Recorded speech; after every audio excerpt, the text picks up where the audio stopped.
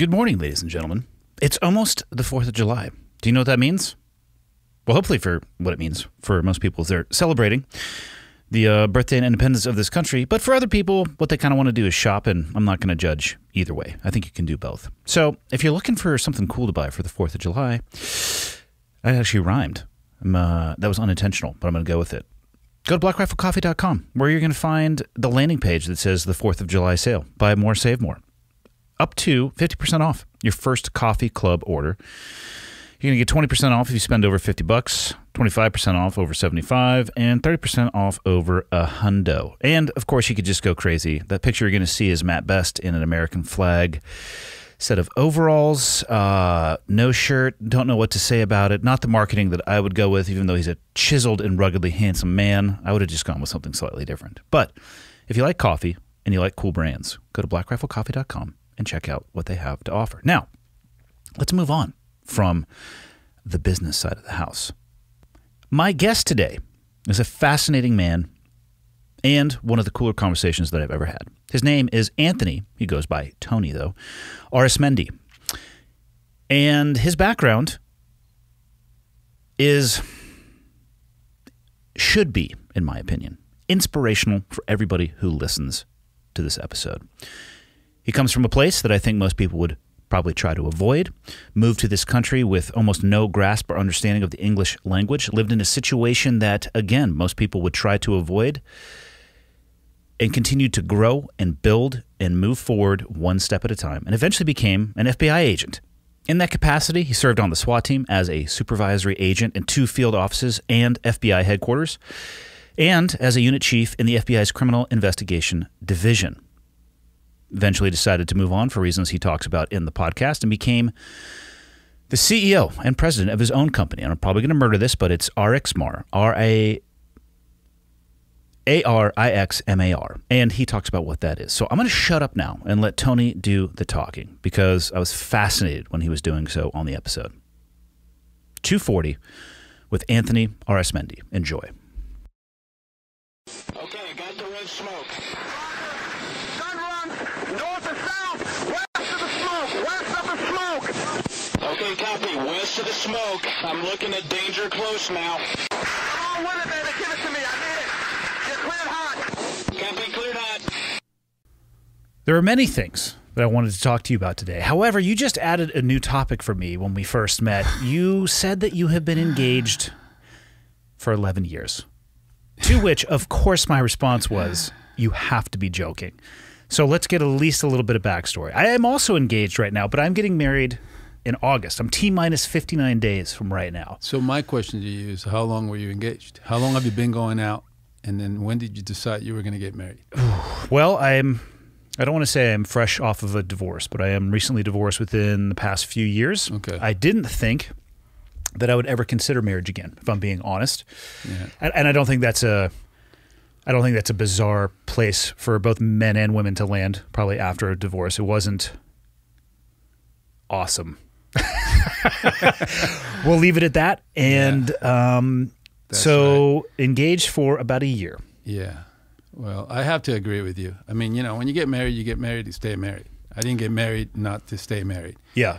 Were you previously married? Yeah, I was for many, many years. I have 2 grown sons. I have a son that's 35 and another son that's 30. How long were you married for? I was married for, I think, 26 years. Or 19 years and 11 probably. Months for me. I mean, so, which I think, you know, I would actually be curious to see the numbers on for marriages that do end in divorce. I wonder what the median It's pretty length high, is. Especially military and law enforcement. I did the homework on that. In fact, it's in my book, but a little bit of it. But, you know, so it's interesting because I never thought I'd want to get married again, period. Yeah.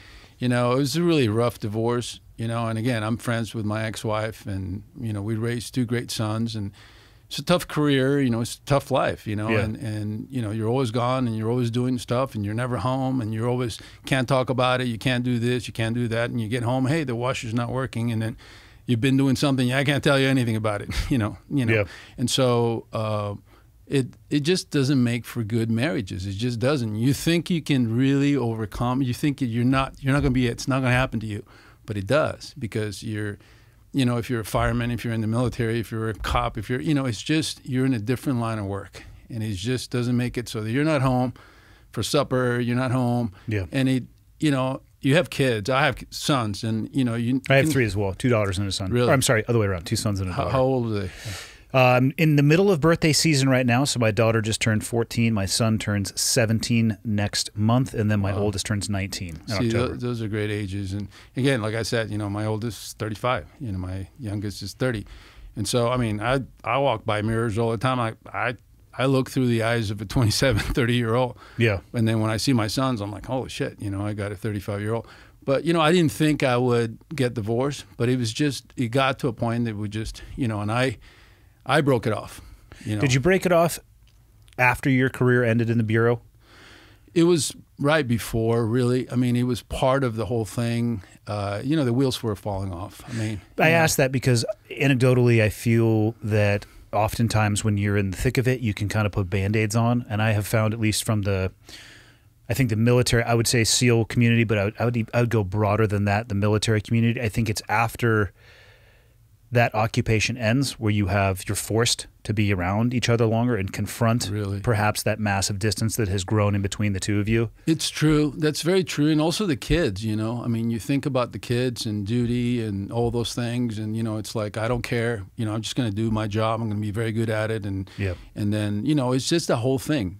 But, you know, that's not good for them. It's not good for the wives. You know, they're just home and they're doing their thing.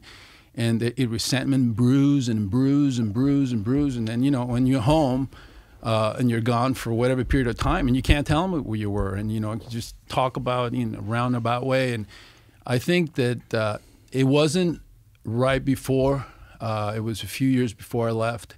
But the wheels were falling off already because, you know, it was a really tough divorce. And then my son, I mean, everything that could happen was going to happen. I mean, you cannot keep this shit from happening. It's just, you know, as much as you think it's not going to happen to you, and especially if you go on different tracks. You know, the military has different tracks. You know, you can go and do certain things that are not going to put you in danger. Mm-hmm. You're going to do other things that, you know, and I chose a track that put me in the middle of a lot of different things. And that's what I wanted to do, you know, and so it's not good for your family and it's not good for you and your kids. And so I think that, I mean, I have to be honest. She's a good person. She was a really good mom, and she was a good woman. She is a good woman, and it was very difficult. I was going to ask you. It sounds like you have recovered your friendship post the divorce process. But it's been 14, 15 years now. Okay. Okay. So that. How long did it take?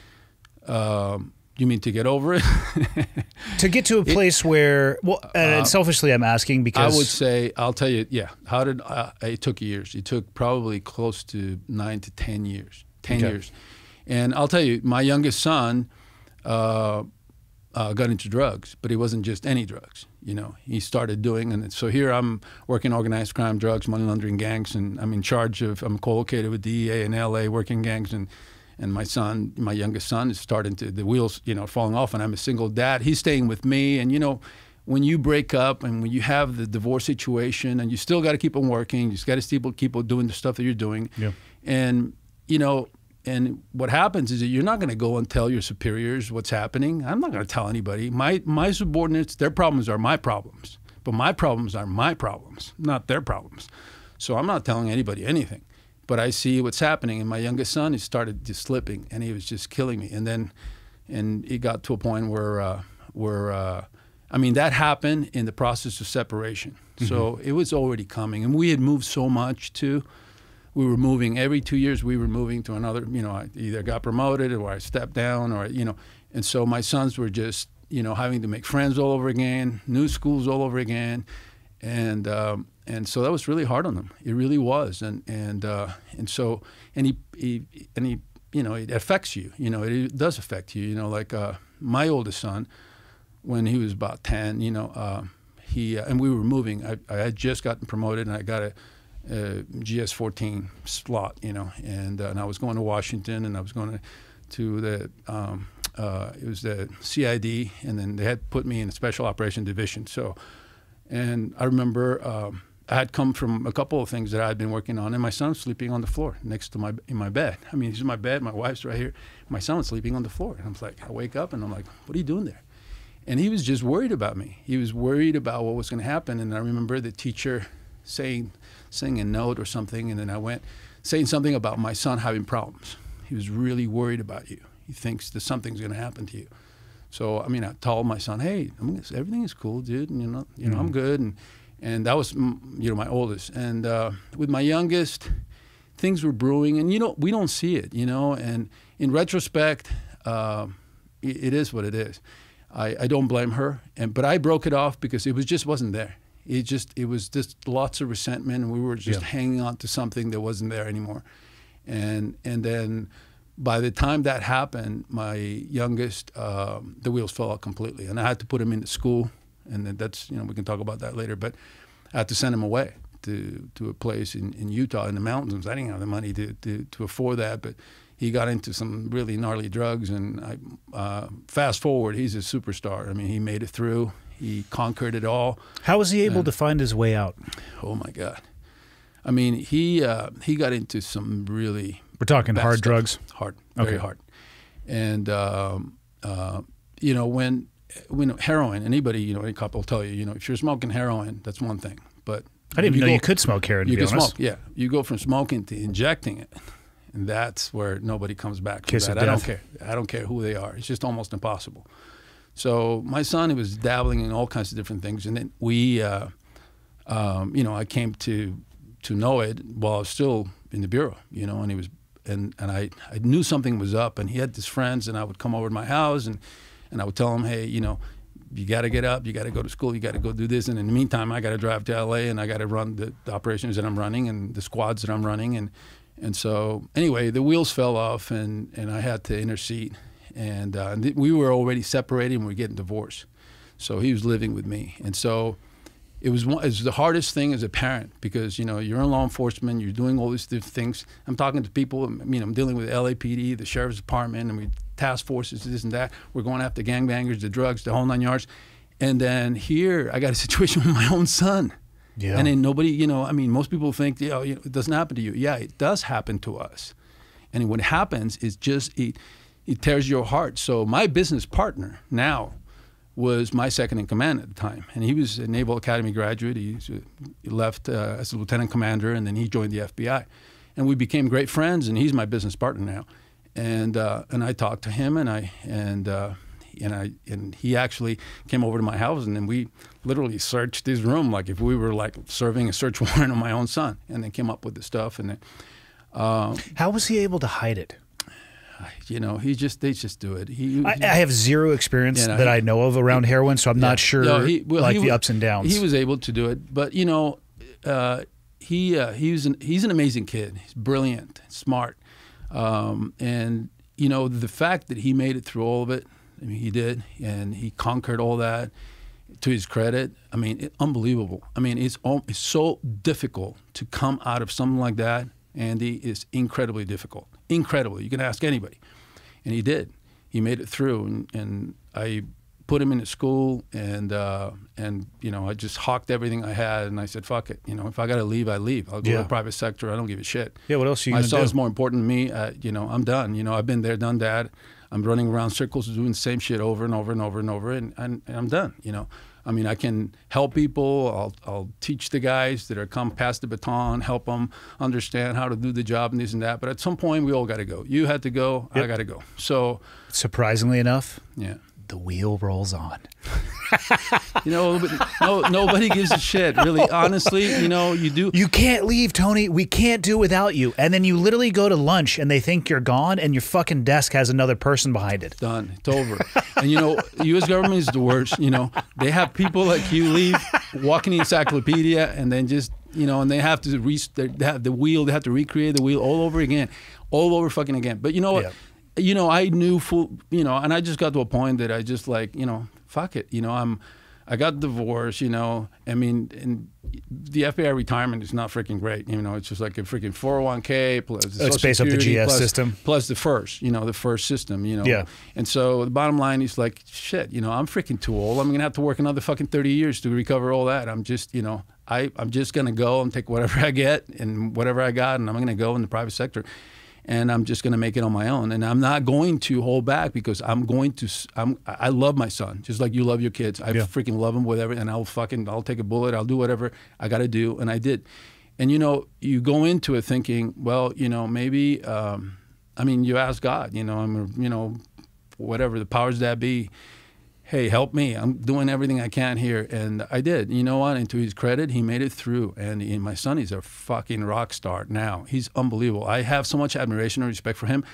I don't know, honestly, if I was in his shoes that I could have been able to pull it off, knowing what I know and having been seeing what you saw.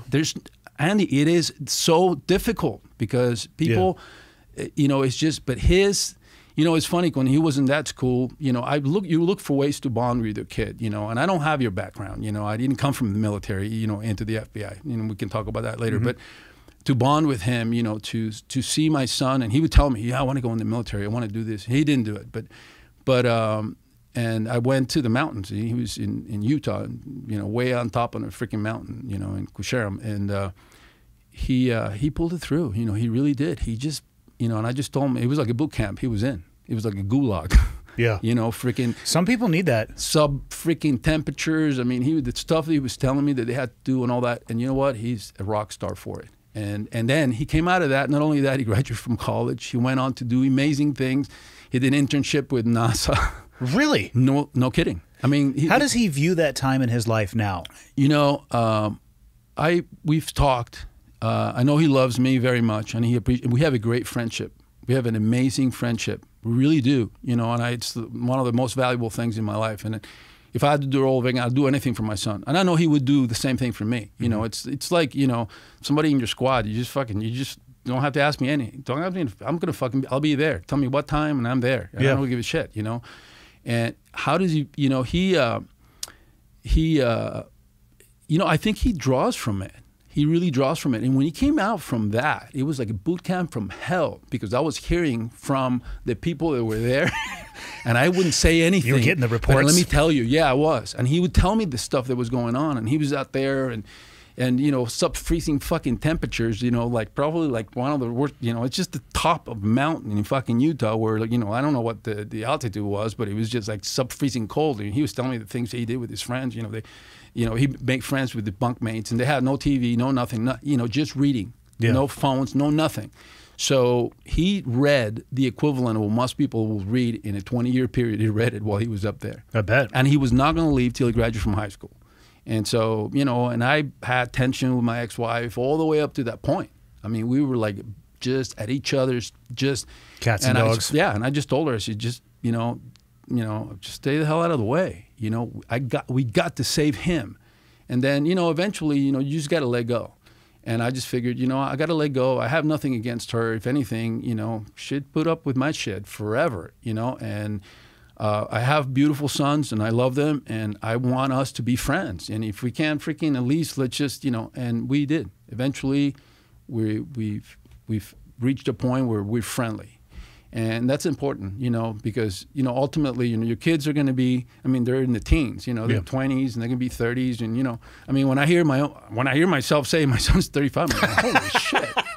I can't fathom that either. I mean, when you know, your son, hey, Dad, I'm like, holy, who the fuck are you? You know? And, you know, it's my son. So both of them, you know, the bright, smart, you know, they need to be given an opportunity. And, you know, sometimes what happens is, you know, shit happens, you know. I mean, you have the way you grow up. I mean, you can only blame so much on that, you know, but you have to draw from it, you know, but you also have to have somebody that believes in you. You have to have someone that believes in you, somebody that throws a lifeline, somebody that maybe you look up to.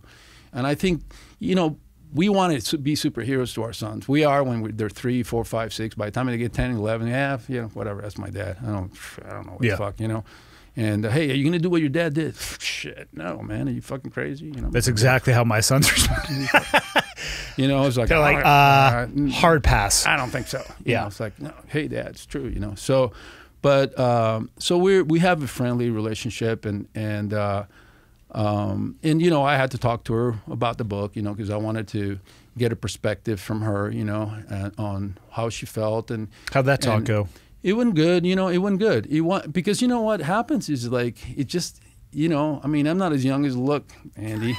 Okay, I'm not as fucking as young as I look. You know, time fucking clicks, you know, man. Yeah. And I'm 60 years old. Okay, and you know, you know, we're the same age. You know, I got married young, you know, and it had, you know, all that, you know, there's one thing about being young. You think fucking nothing can ever happen to you. The sky is bright and your future is, you know, and then, you know it all. Then reality fucking sets in, and then you pursue what you want to do. So if you ask me now, knowing what I know, would I do it all over again? Absolutely, I would do it all over again. I just wouldn't do it all over again with the knowledge I have now. Yeah. I want to have the wisdom and the knowledge and the know-how that I have now, and then that's how I would do it. But would I do it? Yeah, yeah. You know, I came to the greatest country in the world, okay? I grew up in Caracas, Venezuela. I was born there. I was born in Caracas, and I came here when I was 15 years old. And I didn't speak a word of English. You know, from the moment I woke up, and I was, you know, so I'm dating myself here. I grew up I was born in 1962, so I came here in the mid-'70s. And so America was everything. It was, I mean, let's put it this way. I was born 16 years after World War II was over, okay? So there were a lot of European, I mean, fucking Europe That's an interesting way to look at that. Yeah. I mean, you really think about it. I mean, 16 years. And so what's happening in Europe? I mean, it's Ukraine, but I mean, all over the place. So imagine Ukraine's been flattened to the freaking ground. There's not a fucking building standing, right? Well, take that and multiply it by every freaking country in Europe. Okay, what are those people doing? They're going to have to get jobs somewhere. So the people are going to Argentina. They're going everywhere, you know, and they're going all over the world. And so a lot of them went to Argentina, Chile, Venezuela. You know, the Nazis were freaking going to South America. Yeah. You know, they were just going fast. in there fast. And there were a lot of them in Venezuela. You know, there's a show on Netflix, you know, some Agent Garbo, who was like the agent that whatever. He moved to Venezuela. And so, you know, all these European migrations after the war were going all over the world. So a lot of them came to Venezuela. And so when I was growing up with a lot of, you know, first and second generation immigrants, you know, from all over the world. And Venezuelans. And my family had been in Venezuela for hundreds of years. And my great-great-grandfather, and I'll tell you how my whole affinity, the military and all this other stuff. My great-great-great-grandfather was Simon Bolivar, was the liberator. He was the George Washington of the South American Revolution. Okay, so Venezuela didn't exist. Colombia didn't exist. None of those countries existed. There were colonies of Spain. And just like the colonies of England. So England had their colonies here and they had the colonies down there. So when Napoleon Bonaparte, for those that don't know, he's doing like what Putin's trying to do or what Hitler did, was wreaking havoc in Europe, and he took over Spain, literally. And he put his brother on the throne of Spain, Joseph. And then the colonies were thinking the same things the colonies were thinking here. It's like, hey, taxation without representation, we're going to rebel, you know. So they took that opportunity to rebel and to liberate themselves from Spain. And Simon Bolivar was that George Washington. Well, Simon Bolivar happened to be a Mason, just like George Washington was a Mason, and just like Jefferson. And this country was created by Masons. They get a bad rap, but...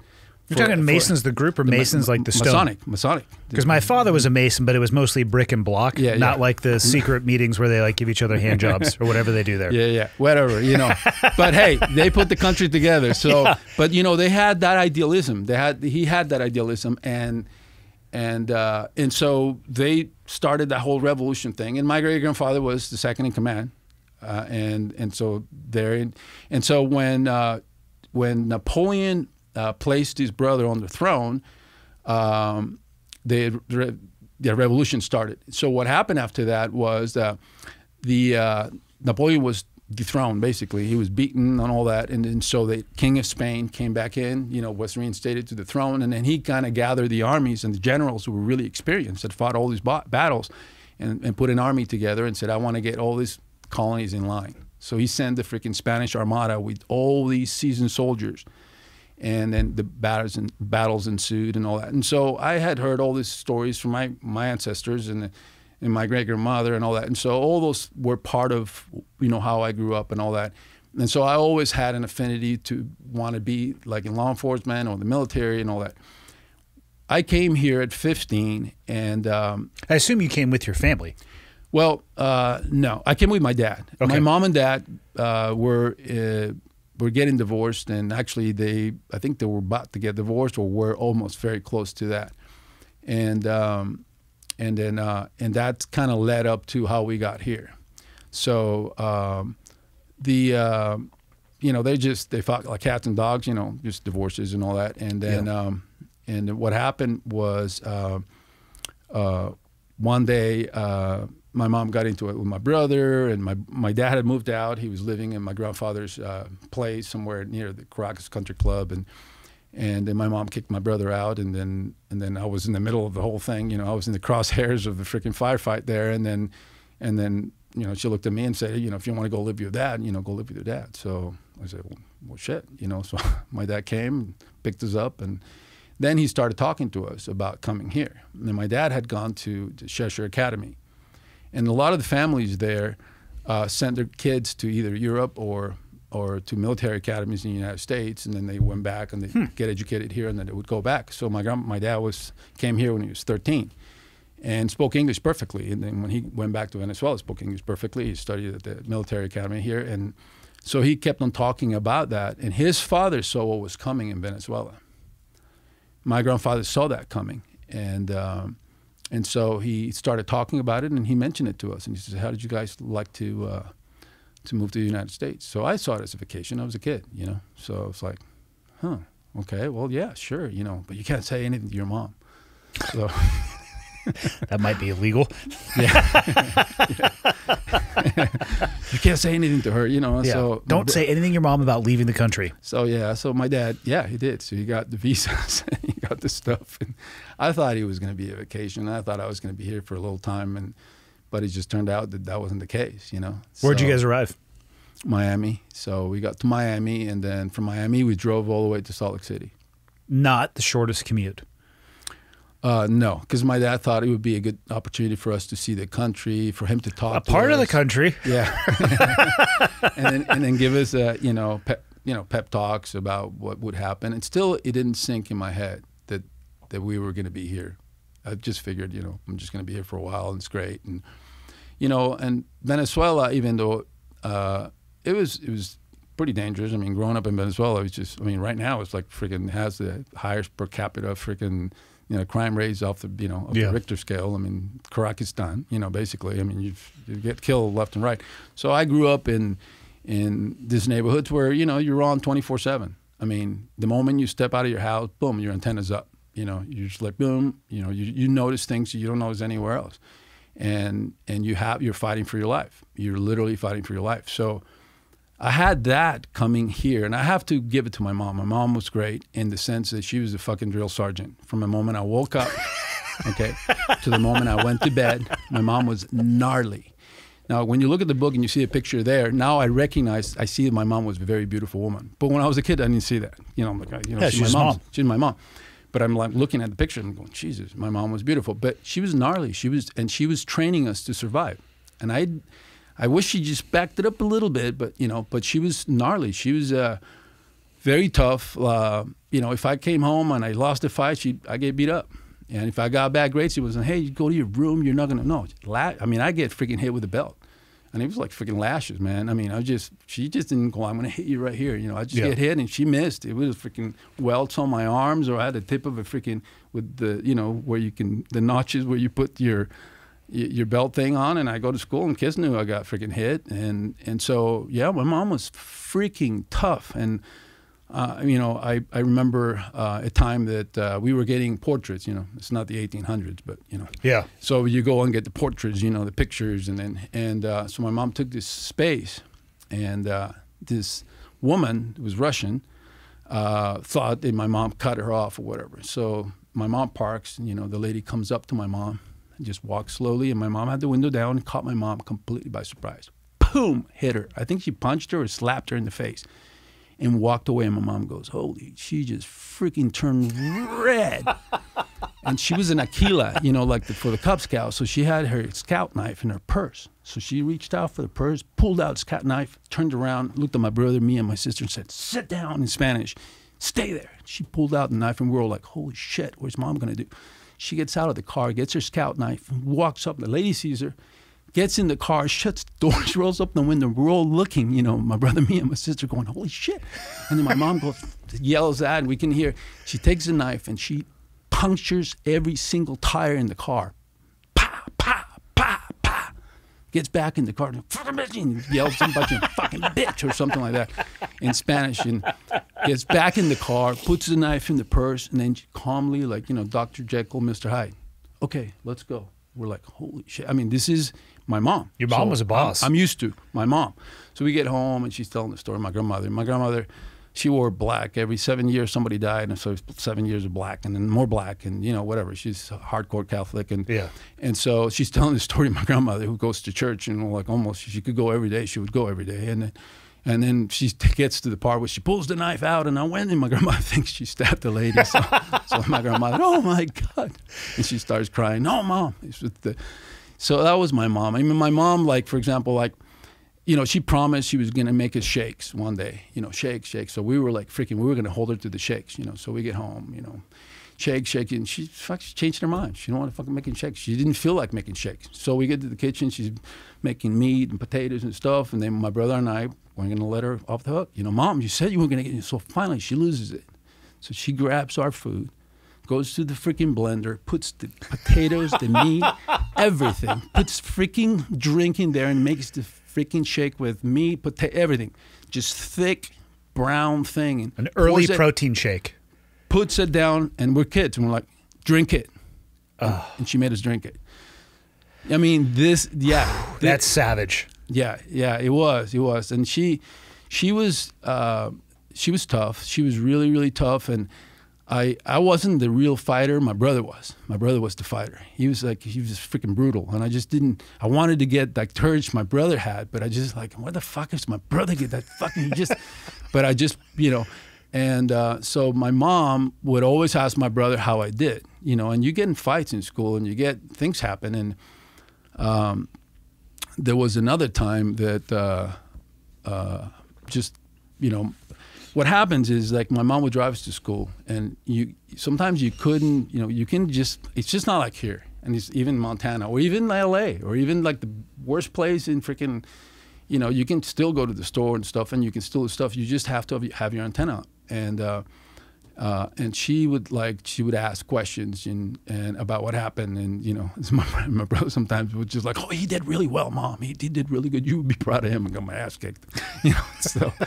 So she, my brother insulted some gang member that, you know, that was always, you know, it was just gang that was always after us, you know, and we were at school. I don't know what he said to the guy or whatever, but anyway, so they blocked. My mom had her Volkswagen, and she would pick us up to school, and then picked us up one day, and so she's driving off to school, and then, you know, they blocked the car, wouldn't let it go. My mom was gnarly. She gets out of the fucking car.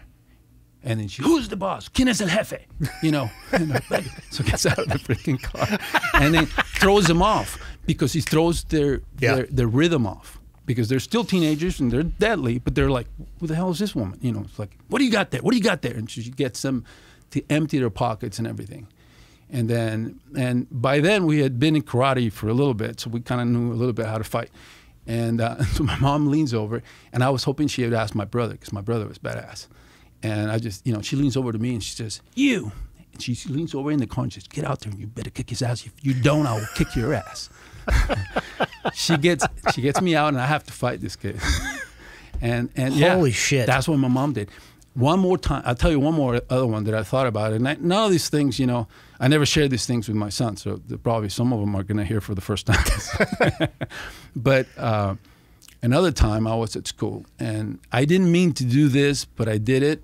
But I did it anyway. So this kid just kept on picking on me, and he was. I went to a school. It's a private school, Catholic schools, and some of the diplomat kids went to, like, it wasn't an international school, but they would put him into schools. So this kid, and I don't know what country he was from, but he was a pain in the ass, and he was just always trying to bully me and pick on me, and so I got tired of his shit. And so he was walking away. We were on a field trip or something, and I grabbed a rock, and I just meant to hit him on the shoulder. You know, I didn't, you know, meant to, like, just. Big rock or little rock? It was probably like baseball size. Relatively large rock. Yeah, well, you know, maybe smaller. But, you know, I didn't mean to, I didn't want to really, I just wanted to freaking, I was tired of the, you know. You were trying to leave a message. Yeah, but I hit him in the head.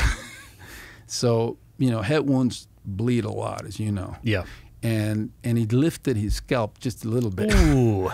So he was just bleeding and blah, blah. He was a mess. Anyway, so I got in trouble with the priest and this and that. So they called my parents, and my dad couldn't make it, so my mom goes, and so she goes to school. I'm like, oh shit, you know, I'm gonna get it now, blah blah blah. So they're telling my mom the whole thing, and I'm sitting there, and I'm just like, you know, not saying anything, and just, my mom's taking it all in, and then she literally tells them, and she actually praises me. She looks at me and she says, you know, good job.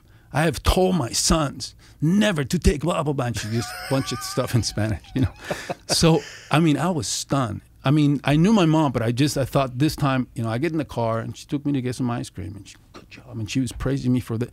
And I'm thinking to myself, even there, I mean, most parents wouldn't react that way. So my mom was that. So she cuddled me and, how come here, honey? That shit never happened with my mom. Never. And so did I have a really close relationship with her? No.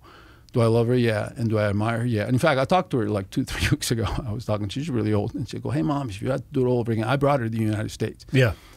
And her mind's intact. Her body, she's old, but her mind is like a freaking 25-year-old. So I said, would you have? She goes, absolutely. We'll never do it any other way.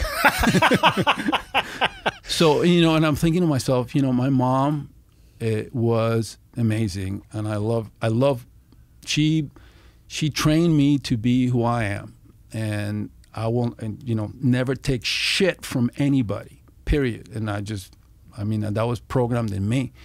And I also knew that, looking back, when I talked to people, and I said, look, I grew up in a really freaking gnarly country.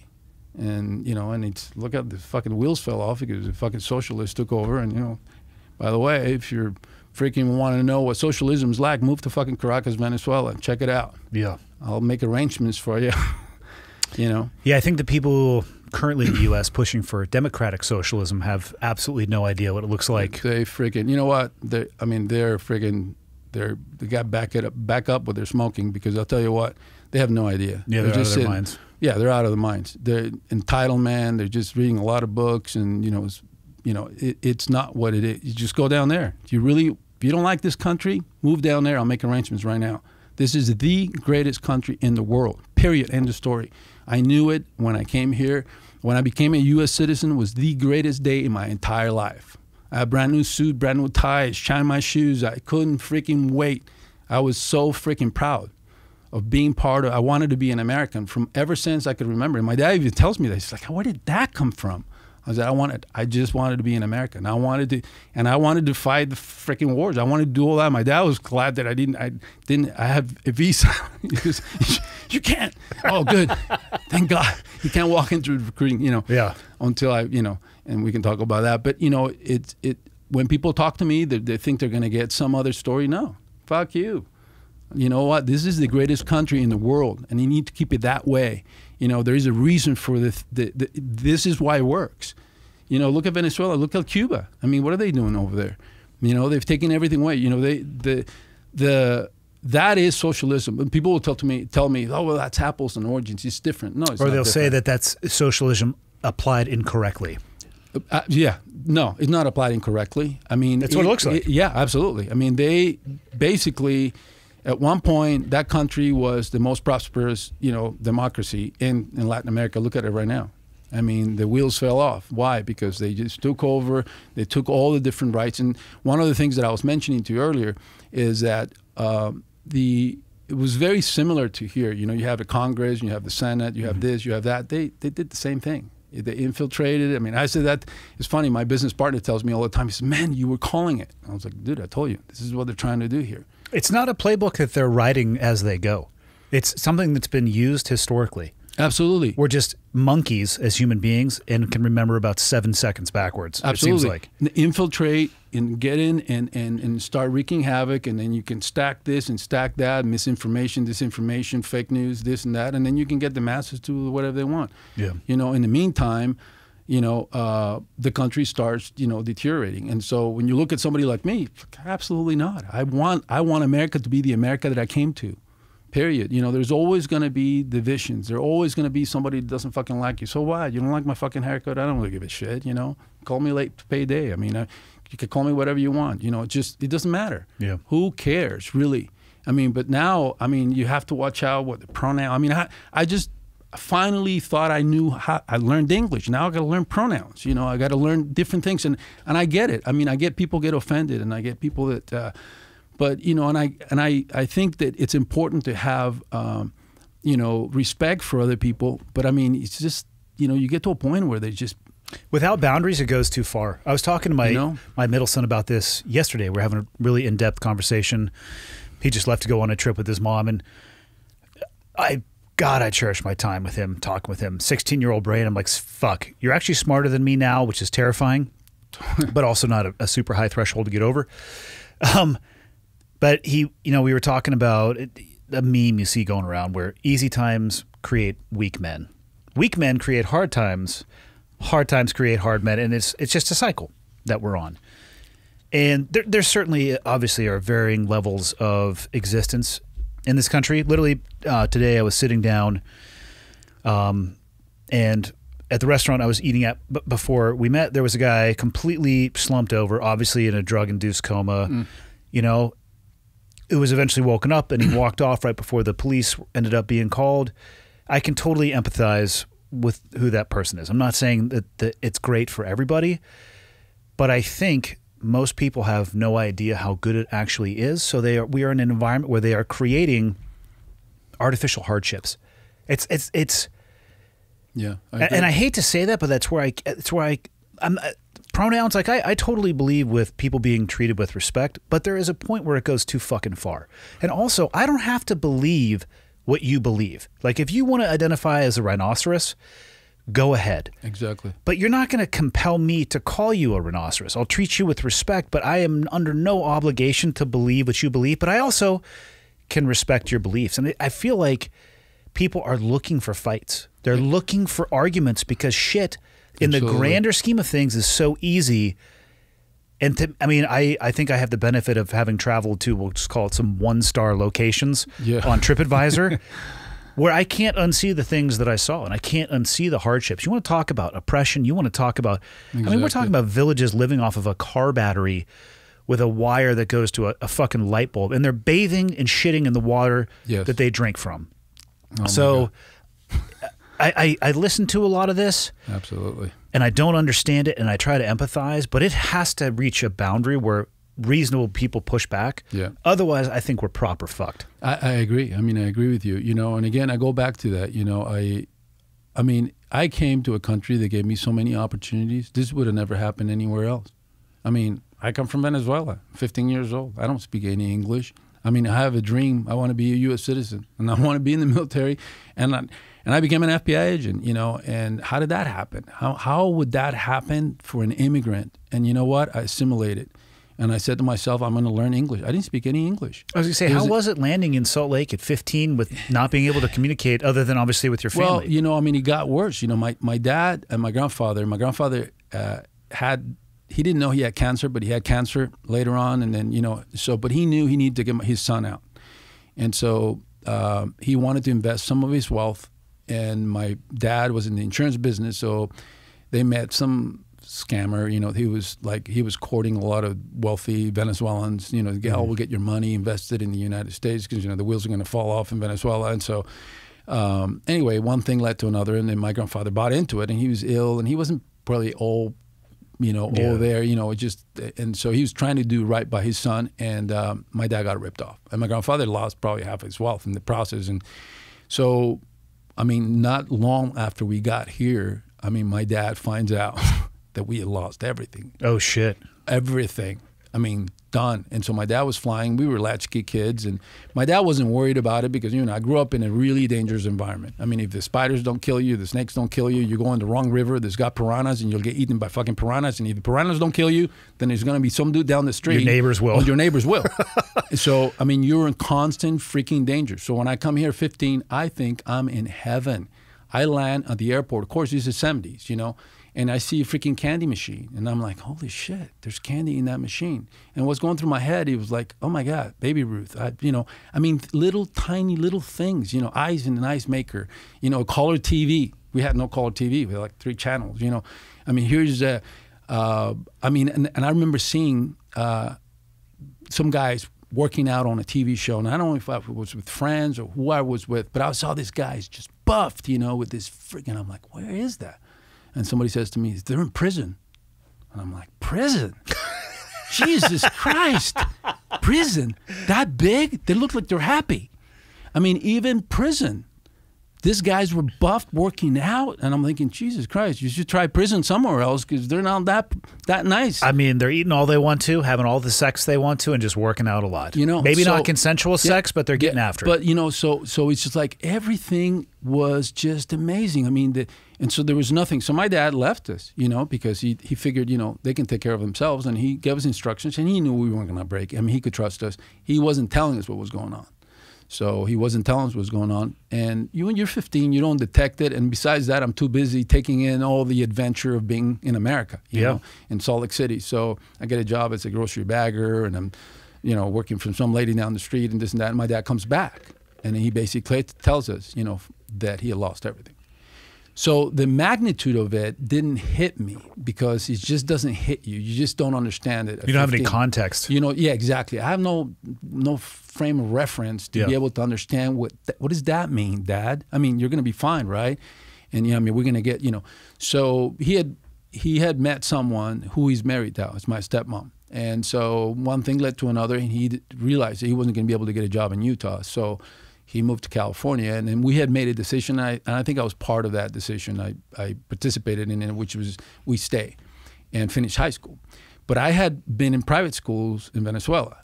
And so when I came here, high school was really easy. I mean, it was just nothing. The only thing you really had to learn was English, really. Did you learn English through school? Yeah, I did. I went to an immersion school that summer. And then I learned it as best I could, and then I was going to high school. And then I didn't understand it, you know, freshman, junior, senior. That meant nothing to me. I mean, I was on a different system, and so I started going to the high school until my dad left. And so we made arrangements tentatively with some neighbors, things, but those things fell apart for me.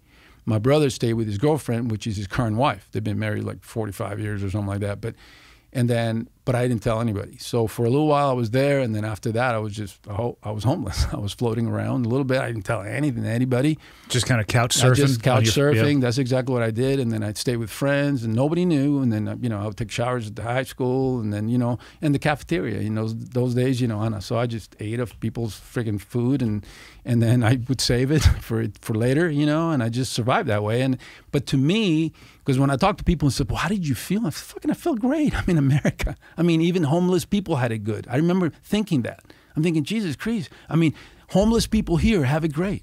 So, I mean, and I'm not saying that I'm in a bad way. I'm just saying from my frame of reference, from where I came from, you know, the worst place here was better than the place there. And even though I felt that I have some privileges there compared to here, it was nothing, because there was so much magic to being in America. So for that period of time, and then towards the end, I think it was a month, maybe a couple months or something, through a friend that I had met at the immersion school, his uncle, and he wasn't his aunt had married a Marine, a former Marine that fought in World War II. And he fought in World War II, and then he was settled in Utah, had a daughter, and so he saw me coming, and he saw, you know, I was wearing the same shirt all the time, same shoes. Sometimes it looked like I took a shower, sometimes I didn't. So he you know, his antenna went up. He put two and two together. He's figuring out this sums up. Hey, so are your parents, and this and that, and blah blah blah. So he was an awesome guy. He had been through shit, and you know, and he was a tough dude. He looked like a bulldog, and he was just short, tough, you know, guy. But he was really nice to me. So, well, it turns out he had done this for 20 other kids, you know, really? Not just me, yeah. And my friend was from Peru, and he's of Italian background. It was funny because later on when I became an FBI agent, I found out his dad, because he always wondered about his dad, was actually a mobster from Sicily who moved to Peru and married a Peruvian. But anyway, of course he was. That was another story. But anyway, so he's this Italian kid from Peru, speaks no Italian, but so anyway, he offers me this gentleman, this former Marine, offers me to stay at his basement. And, you know, he had his Japanese flag there and the things that he had. And he was this little man cave, and then slept on the couch. And to me, it was heaven, you know. And you know, I peed in a jar. And, you know, it just, for me, and then, you know, I sewed on my clothes and whatever. And then my dad connected with him later, and then my dad was able to send me $10 one time, and then my mom sent me 40, and I was in heaven. I bought a pair of Adidas. You know, they still have the same styles now. But I would never tell anybody during the whole entire time anything. I didn't really care. I wasn't embarrassed. I wasn't ashamed. I didn't care. But I knew that if they knew that my parents weren't around, I didn't know that something would happen. So, for sure. So that was that. And then, but I loved it. You know, I really loved it. And I was soaking it in, you know. And in fact, I saw it like later on, years later, there was a show like the 70s show, you know, and that guy Fess, you know. And it's funny because he's actually from Venezuela and half Colombian. And I knew it because when he said some things in that show, I thought, man, he's accent. He sounds like, you know. But so that was it. And he was great to me. And a lot of military guys were very good to me, very good, just out of nowhere. You know, just for some reason, you know, they were good to me as I was growing. So this gentleman did that for me. He didn't have to. And I had an opportunity when I sent my son to that school. Andy, this is bizarre. So I had to send my son to that school in the mountains, right? And I just told him, I said, he's not getting out until, you know, I mean, I don't care if he's got leave or whatever. He's just never coming out until he gets his diploma and he's done with this thing that he's got going. But I would go and visit him, and I was still in the FBI. So I go up there, and, you know, so I picked him up one day. You know, he was towards the end of his thing, and he was coming through pretty good. You know, I was getting really good reports and all that. So we drove from Cushera all the way to Salt Lake City. So I decided, you know, I want to bond with my son. You know, I want to bond with him. And I know I've been gone all the time, and I don't know how to bond with my son. So I took all my guns up there. I took my MP5 and my 6 hour. You're just traveling with an MP5? I took all my stuff to Cushera. I had him in the truck, you know. So so I found a place, you know, that some local told me that we can go out shooting out there. And there's plenty of places you can go shooting in Utah. Yeah, and so we did, and we bonded with that because I just wanted to bond with my son, and I wanted to put him through, you know, a little shooting range thing and all that. And they grew up around it anyway, but I just, you know, find a way to bond with him. And then he also started really liking reading, so he was reading a lot. So, and then I decided I'm going to take him to the high school I went to. So we drove there, you know. And it was bizarre because the high school was like a time capsule, and the back door of the high school was open. So we parked, and then I told him, "Oh shit!" I said, "Dylan, I actually learned how to driver's head right there, and that's the same fucking place, and the cars are right there." It was like a time capsule, and I go, "Oh my god!" So we park, and then we go in the back, and the cafeteria door is open. So no way! We're gonna sneak in. And so they were refurbishing. I mean, we came at a time that they were about to change the look of the school, and we just hit it right on time, right? So we walked through the hallways, and so it gave me an opportunity to tell my son, dude, I went to this school. I was 15. I didn't speak any English. I'm telling him, dude, you can come out of this. You know, I'm giving the whole pep talk that dads would. But I wanted to connect with him. Well, it gets even better than that. So as I'm driving down to South Salt Lake City, I decided to drive by the Marine's house? Mm-hmm. So I drive by there, and I show him, yeah, this is the bowling alley I used to bowl with my buddy and blah, blah, blah. And we drive by the Marine's house. As I drive by the house, a car pulls up, opens the door. This lady gets out, and then all of a sudden, the Marine gets out. He just came out of the hospital, Andy, and he has the freaking IV. He's in his 90s. He's getting out, and I'm sitting in the freaking car with my son on the passenger side, who's at the time 16, okay? He's 30 now. 16, and he's looking at it, and I'm like, holy shit, Dylan, that's him. That's the mister. I used to call him the mister. That's the mister. And he goes, and I was, are you sure? And he goes, yeah, it's him. That's his daughter. So his daughter was going to law school at the time, but she was a judge. Oh boy! Like in Supreme Court instead of Utah. So I just knew him by her first name. I should have called her Honor. But yeah. So my son says, Dad, get out of the car. Get out. So we both get out. We both get out, Andy. And I go right up to him, and he's like shuffling, with his IV, gonna get to the steps, those houses, from pre-World War II houses, in Utah. And then she turns around and looks at me, can I help you? And I said, Sheila, it's me, Tony. And he took her a second. He turned around and immediately knew. Tony. And I was like, holy shit, he remembers Tony. Oh, and I said, Mister, how are you? And I said, let me introduce you to my son. come on in. So he shuffle in there, put the IV, open the door. The house is a freaking time capsule again. I mean, this guy identical, never moved anything. Yeah. Here's the couch. Here's where he sits. He sits down. He puts the thing, and we start conversing. We start talking. And how are you? It's been, what, 30 years? 30 plus years since I've seen him. So I'm talking to her. I still don't know that she's like a Supreme freaking Court judge, right? Okay. I just knew she was going to law school at the time, and I was a teenager, and my son's there, and it was divine intervention because my son got to experience and see all these things through my eyes. Excuse me. Through my eyes, Andy. He got to see these things through my eyes, and then as we were talking and everything, I said, "Hey, Sheila, do you mind if we go down to like downstairs where I used to sleep?" And, no, that's fine. Nobody's been there since you guys were there. And I'm like, what? So we start walking down. I go down with Dylan. We open the door, Andy, and it was like I was walking back into time. And here I'm. That's crazy. I've been. I mean, it's 30 years later. I'm telling Dylan as I'm narrating. You know, you would have thought he was like Geraldo Rivera, you know, in the vaults of Al Capone, you know, right, or something like that. And I'm walking and I'm telling Dylan, this is exactly like it was back then. I mean, on the couch and everything. So anyway, we spend a little bit of time there. We walk back up, and then I sit down on the couch, and then I ask him to finish a story he had begun to tell me, and he was interrupted 30 years earlier. So when he was, you know, back in the day against the Japanese, his camp had gotten overrun by the Japanese. So he was telling me the story, and I was sitting in that same couch, and I told my son, Dylan, he's going to tell me a story that he started telling me 30 years ago and never finished. That's a real cliffhanger. And I asked him, and I said, so what did you do with the grenade? And the story was that his camp was getting overrun. And so he had a grenade, pulled the pin, and then they got overrun. And he had to hold on to the freaking grenade because he Fuck. And so he went under a truck, and the phone rang, and he never finished the story. And he just left me in the back of my head. So he finished the story. He just told me, well, the Marines came back, rescued them. They got on a Jeep, and he threw it as far as he could. And got the hell out of there. And got the hell out of there. And anyway, we left there, and I thought that was divine intervention. It was something that will never happen, and it happened, and he helped me connect with my son in such a powerful and deep way.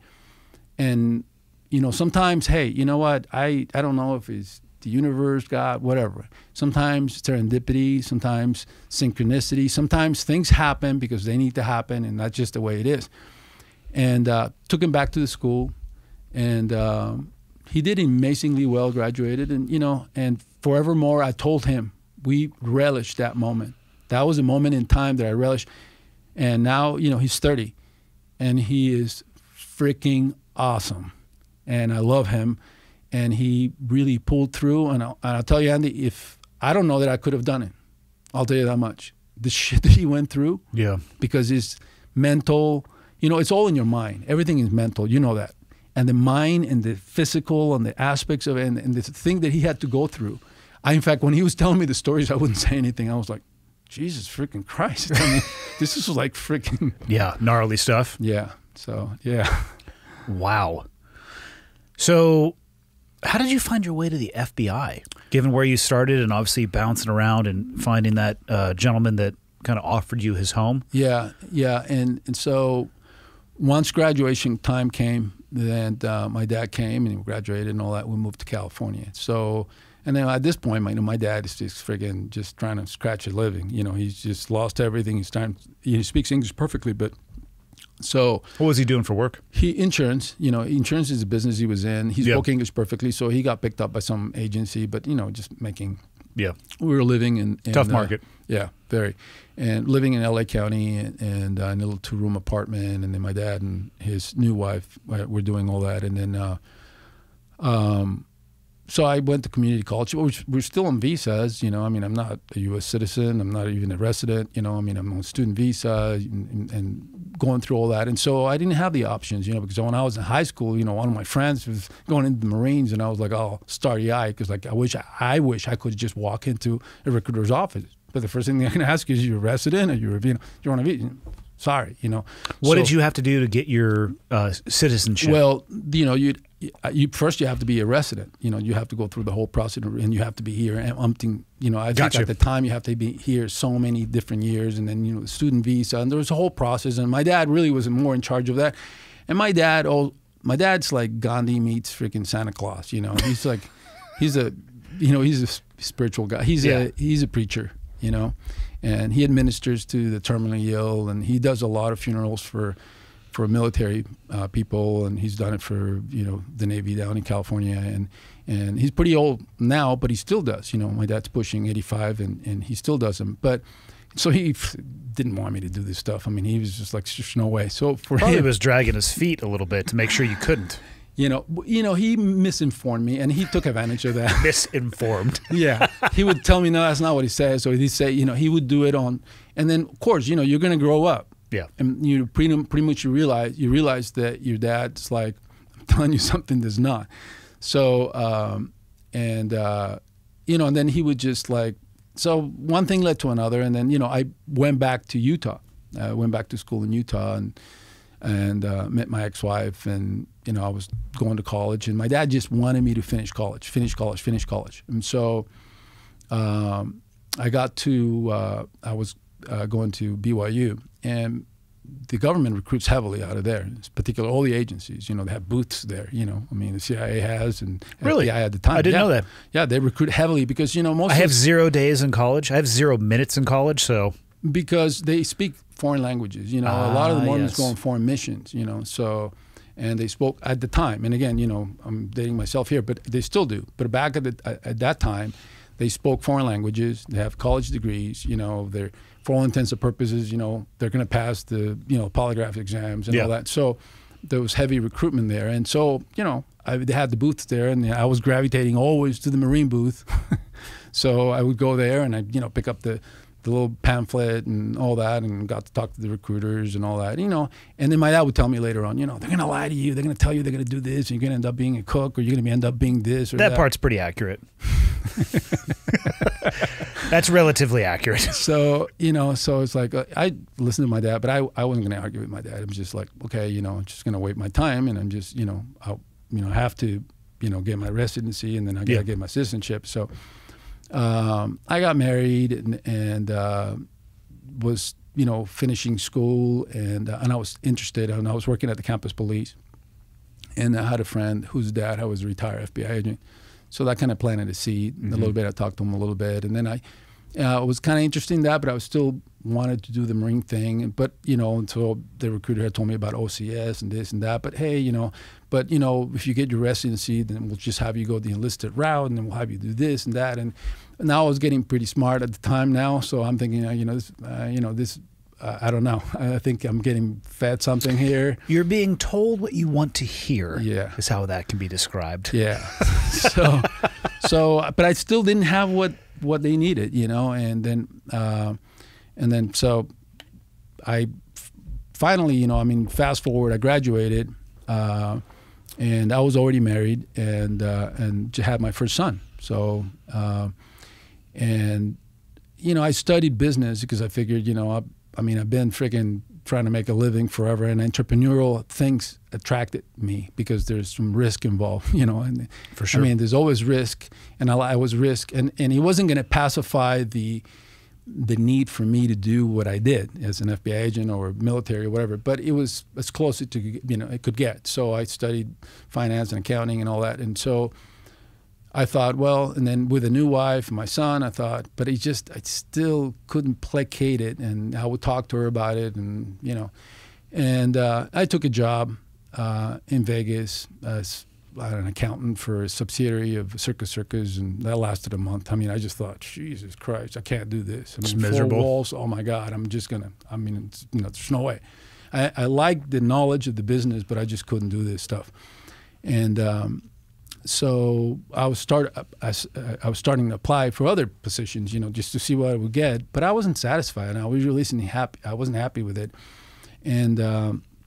So one day I sat down and I just put a list together, and I thought, I'm gonna walk in to every, you know, branch of government, you know, military, agencies, and I'm just going to tell them, hey, this is who I am. I got a college degree. I speak Spanish perfectly. This is my background. I know this. I know that. There's got to be something that I can do in your age. So I put a list together, and I was in between jobs, and so I started with, I thought, well, I'm just going to go for the best of the best. I'm going to apply for the Navy, and I'm going to try do what you did. I'm going to try the Marines. I'm going to try. And so the first one on the list was the FBI. So that's what I did. And that's how you do it. I had the list, Yeah. So I had the list. That was the first one. So I went to the federal building in Las Vegas, and I walked in, and I remember meeting the guy, and I was really impressed. He was pretty buffed in a suit, and I'd seen a couple of James Bond movies, but he didn't look like James Bond. I mean, he looked like a pit bull, kind of with his hair really in place and all that. Nice guy. And then he pulls me in a room, and then he sits there until he figures out I'm going to threat, puts me in another room, and then brings me to another room, and then we start really actually talking about it, and he kind of figures out, he gives me the application, and he actually, I have to tell you this, fast forward, everything he told me as a recruiter was true. That's good to hear. Everything he told me was absolutely on the money. He never told me something that wasn't. But he did tell me flat out, it's very difficult to get in. So he, on the one hand, he's recruiting the hell out of me. But telling you the truth, though. On the other hand, he's telling me flat out that the chances that I'll get in are nil to none. And he's not hard up for recruits. And what year was this? 1986. Yeah, that makes sense.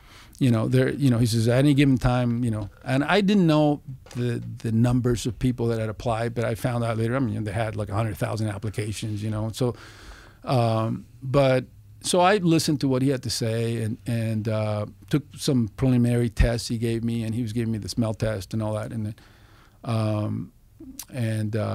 as I was leaving, of course, I had my list, so I'm coming here. I'm going to do the same thing. I'm going to go everywhere, and as I'm walking out, there's a job board, and there's jobs, there's and there's other offices in there for other agencies. So, but he really wanted me. I spoke Spanish perfectly. Mm-hmm. The war on drugs was getting on. The FBI had gotten concurrent jurisdiction with DEA, Title 21. So the FBI could work just exactly at DEA, same jurisdiction. And so they were looking for Spanish speakers. They were looking to change the face of, to be able to fight what's happening. For sure. You got to bring in other people, because you can't go after the enemy unless you have people that can do that. And so as I'm walking out, I look at ATF, and he goes, "You don't want to go with them." Like that. You don't want to go with them. It's like, alcohol, everybody drinks, tobacco. Everybody smokes. And then firearms. I mean, you don't. And besides that, GS7. Ooh, that's pretty low on the damn pay scale. At the time. And so I don't know what GSK, I don't know anything, but he just says it to me like I know what GS7 is. I'm like, okay. And then I'm looking at the other one, and I'm standing there because I had already left. So he's just standing next to me, and he goes, "You don't want to go with them. DEA, you don't want to go with them." I said, "You'll be working the same thing every single day, till the cows come home." And the CIA, he goes, "You don't want to work with them. You'll never know who your friends are." I mean, he told me that, and that stayed with me. You'll never know you, but you work with us, he told me, and you will work everything. We have everything. You name it, we work it. We're counterintelligence, we're organized crime, drugs, money laundering, gangs, white collar, this, that, everything. And it was true. He was right. And so otherwise you get tracked in one thing, and then that's all you're going to do. You're going to have Cheerios for breakfast, lunch, and dinner. So, but I walked out, and how long until you heard back? No, the process took 2 years. Oh shit! Well, it gets better because I thought, okay, well, the process took me 2 years to get in. So I still got to pay the bills. I got to get, So he's like, oh, so I started the battery of tests, and you're doing really good. You're doing really well. But in the process, I landed another job. And a really good one with a major department store. And so they took a chance on me. And so one of the regional presidents of the company, hired me. And I got my real estate license, and I had a little vending company. And then I was entrepreneuring. Yeah. And the entrepreneuring aspect of it was bringing the bacon home. Really good. And I loved it. And I didn't really want to work for anybody, but I had put in an application with the Dillard's department stores. And Dillard's at the time was pretty big. They had like 280 stores nationwide, and they had a major store there in Las Vegas. And but I never, I never thought they'd call me back or that, but they did. And so, and they flew me to Phoenix. And so I interviewed with the regional president of, and then in those days there's no computers, there's no nothing. So if you're going to find out something about something, you got to go to the library. So I went to the library, got a prospectus on Dillard's, and did the homework. And I had a degree in business and finance, so basically I do a little asset test ratio and kind of figure out all this stuff. So I understand what I'm talking about. And so I get interviewed by them, and they flew me out. First time I ever had Thai food. And so we're sitting down. He's asking me, say, hey kid, so what do you know about Dillard's? So I tell him, I say, well, I know this store is 26,000 square feet. You got umpteen employees, blah, blah, blah. Last year you guys did 26 million, this and that. He was pretty impressed that I knew that. And you can't Google it. Now you can Google all that stuff. Yeah. But it's like, how in the hell did he find that out? Well, it's like, anyway, he took a chance on me. He first offered me like the track. They have like a buyer track where you become a buyer and then you do this and that. And then I was like, I wasn't too excited about it. And I probably was showing it too. I was trying to hide it, but I probably was showing it. So, physically, it was like, well, so how much does it pay? I mean, at the time it was $27,000 a year. So, that's good money in competitive. The 80s. Yeah, that was competitive in the 80s. So, but I didn't want to do that. I don't want to be somebody's monkey. So, and I was already happy, and I said, I've done well for myself. I got a real estate license. I got to do this. I'm going to start a bunch of laundromats because I knew laundromats made money if you put them next to a school. And so, and I was, and I was consulting on a guy that had a really gas station. He was freaking driving into the ground, and I helped him. And then so there was all these things that I was doing, and I thought, and so he just sat there pensive, and the other guy was like, I think he was the junior vice president or something, and he just basically took a chance. He said, okay, kid, listen, I'm going to take a chance on you. He did. He took a chance, and he brought me in as the assistant general manager. I never worked retail in my life, and put me in the store in Las Vegas. So now here's a store that has 3 floors, has a restaurant. I mean, all these freaking people have worked. I mean, this is like, they work their lives, to work into, and all of a sudden I'm going to come in, I don't know where, I'm going to be the assistant general manager. And so, I mean, I could get fired really fast, and the manager, the general manager was this lady, she's like, I saw the Devil Wears Prada, and I was like, that's the freaking lady right there. I mean, yeah, she was just like that. And then, it's a business, they're mostly women, and it was fashion-oriented and attention to detail. I didn't know shit about freaking fashion. I didn't know any of that That's not stuff. true, sir. Look at your jacket. Yeah, well, it's a fashion piece. Yeah, that's now. But at the time, I didn't know anything. I mean, I really didn't know anything about anything. I mean, and then also to be in that position. So, in the meantime, I'm still pursuing the FBI, and I'm starting to not lose it yet, because it's months and months and months. And, so I'm talking, let's call him Don. And so Don, he would call me up, hey, Tony. And then so I didn't go to the other places because I thought I just landed this job. It's making really good money. Let's see how far this goes. I'm already getting a little bit older, and I'm excited about it because it's entrepreneuring. And I'm like, and now I got to prove myself, and I have some latitude to do shit, So I assign myself to the floor. I assign myself to the dock, I show up at the dock, and the dock manager's, hey, kid, get over here. Get your freaking ass over here. They had no idea I was a freaking assistant general manager. I'm there I want to see, how are they doing it? What are they doing? How can I run the store if I don't really know how the store runs? I don't know. So I assign myself different places, and I was having fun. And he kind of, for a little while, was placating, the devil and, the wolf in me, and then in the meantime, I'm talking to Don.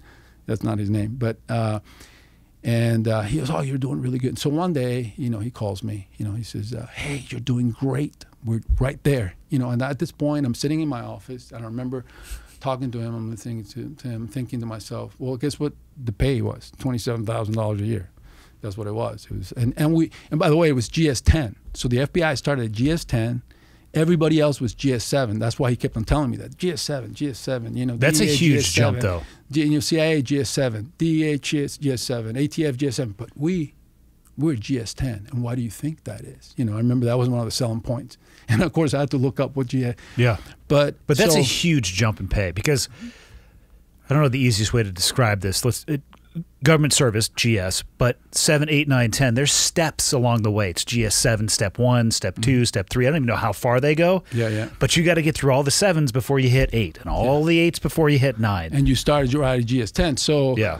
So I thought, you know, that was a selling point. So I'm sitting in my office and I'm thinking to myself, I was like, and I told him, I said, Don, I don't know. You know, I don't know about this. 2 years in. I mean, is this really going to happen? Oh, no, you got to hang in there with me. You got to hang in there with me.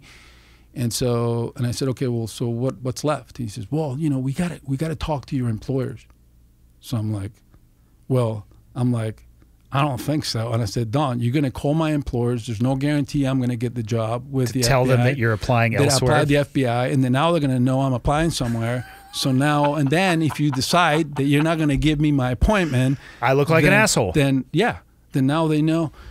And he's like, he had no answer for me. I mean, he's like, you know, he's on the phone. He's like, well, you know, but hey, Tony, but you just got to get, he's typical recruiter, you know. Yeah. Recruiter's a recruiter. He told me the truth, but he was a recruiter. You know, it's like, no, you just got to. So I said, okay, well, you know what? I got to tell him. I got to be the one to tell him. So let me tell him, you know, next opportunity I have. So I did, you know. So we had an opportunity to talk. Hey, I got good news. You know, the store's doing really great, blah, blah, blah. You know, and it was true. Neiman Marcus had tried to recruit me, and Saks Fifth Avenue had tried to recruit me to run a store in New York. But my heart wasn't in it. You know, my heart was not in that. I just knew that if I did 20, 30 years, I was going to be one person that was not satisfied with himself. And I would have done a good job. And so I told him, I said, you know, I got good news, blah, blah, blah. So, but I'm leaving. So he's like, oh, what? What do you mean you're leaving? You know, he's from New York, you know. It's like, yeah, well, I'm leaving. So, are they trying to recruit you? You know, he was mentioning the stores, you know, and I said, yeah, they have. Oh, we'll double it, whatever. You know, we need to keep you. You know, you're Tony. You know, you're doing. And I said, no, actually, you know, it's like I'm gonna become an FBI agent. He busted out laughing. I mean, laughing. He must have lost freaking laughing. I mean, I just could hear him laughing his ass off. He stopped, and then I said, no, seriously. He kept on laughing, and then finally, it dawned on him that I was telling him, no, seriously. So finally, it just sunk in. They're like, really, like you're gonna carry a gun and stuff like that? I mean, like FBI? Yeah. I'm just like, I guess that's what you do. I mean, I don't know. You know, that's yeah. So I just want to let you know because they're gonna contact you. They're gonna call you. You're the last call. So you know, he was a good guy. You know, he wished me well. He said, you know, you have a really good career. You know, I want you to stay in touch with us. Blah blah blah. No, you know. So they called him, and then that was it, you know. I'm sure that was what was proud. I was really happy I was gone, you know, give me a party. And then next thing I knew, I had one more thing. So fucking Don, okay, Tony, so we got one more thing. And I'm like, fuck. One more thing? What do you mean? He says, well, we got to give you the fit test again. So I already had passed it. This is like an aptitude test? No, the fit test. Oh, fitness test, gotcha. Fitness test. So I had taken it. I had taken it again. I had taken it on my own, but I had taken it. I remember I had taken it. It's been freaking 3 years, but yeah. I know I had taken it. We got to give it to you again. So I was okay with it because I was in really good shape and all that. But so we set the day and everything. Well, it just turns out that I get the flu from my son. I have the freaking flu full on. I'm sick, and I'm getting sicker and sicker. And the day is coming where I have to take the fit test. And so if I take the fit test and I don't pass the fucking test, I'm not getting in. I just get my notice. I'm going to leave my job. Yeah. So I'm not going to be out of a freaking job. And the government's like, hey, sorry, dude. You know, wish I could help you, but I can't. Better luck next time. Yeah, and he's not going to cut me any slack as much as he likes me. So I was sick as a dog. And then there was a drink at the time called Exceed. And I just took pop pills. I did whatever. And so what would have been, you know, it's just a fit test, turned into like a freaking grueling challenge because yeah. I was so freaking sick, and I thought I'm gonna do this shit, and then I don't care if I fucking die and my heart drops out and I just drop fucking dead. I am going to pass this motherfucking test.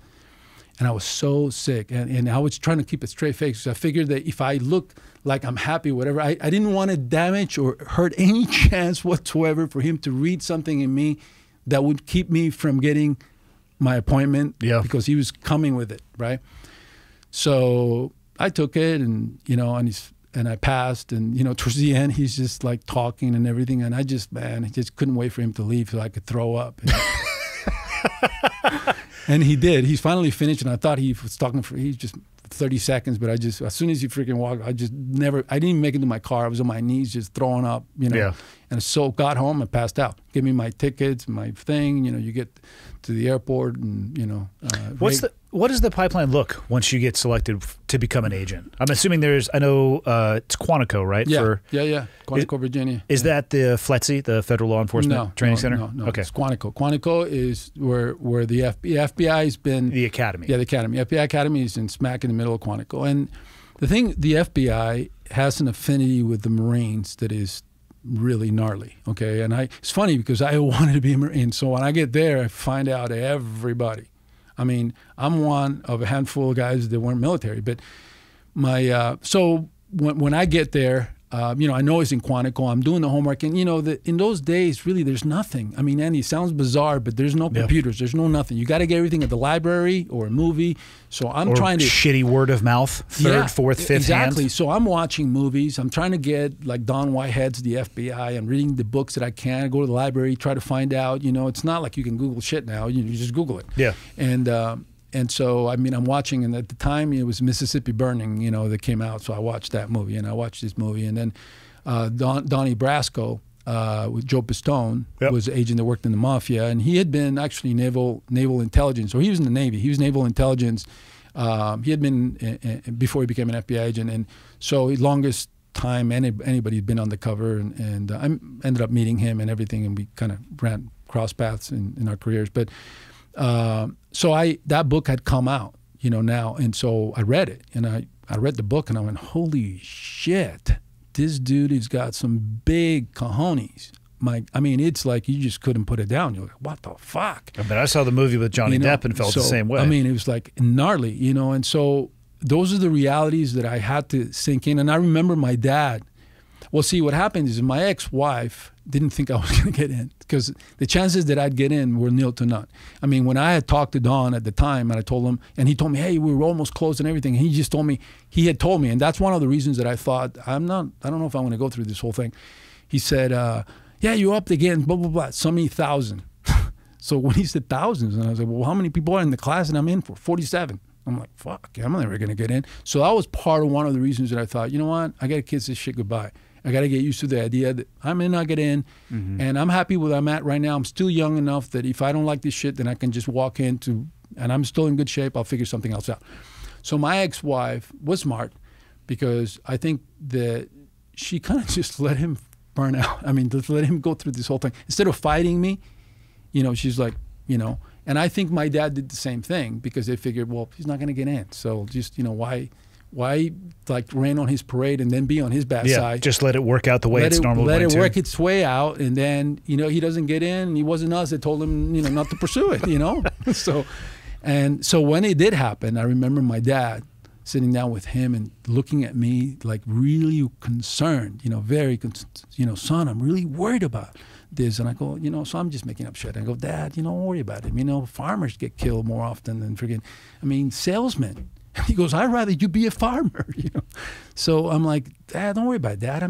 Just whatever. So my dad, he got over it. He got over the whole thing, and I went on. But when I got to Quantico, I was reading all these different things on the FBI, and then so the reality of it was sinking in. I knew that it could be dangerous, it really could be dangerous. And so when I got there, right before, actually when I had applied, there was a shootout in Miami.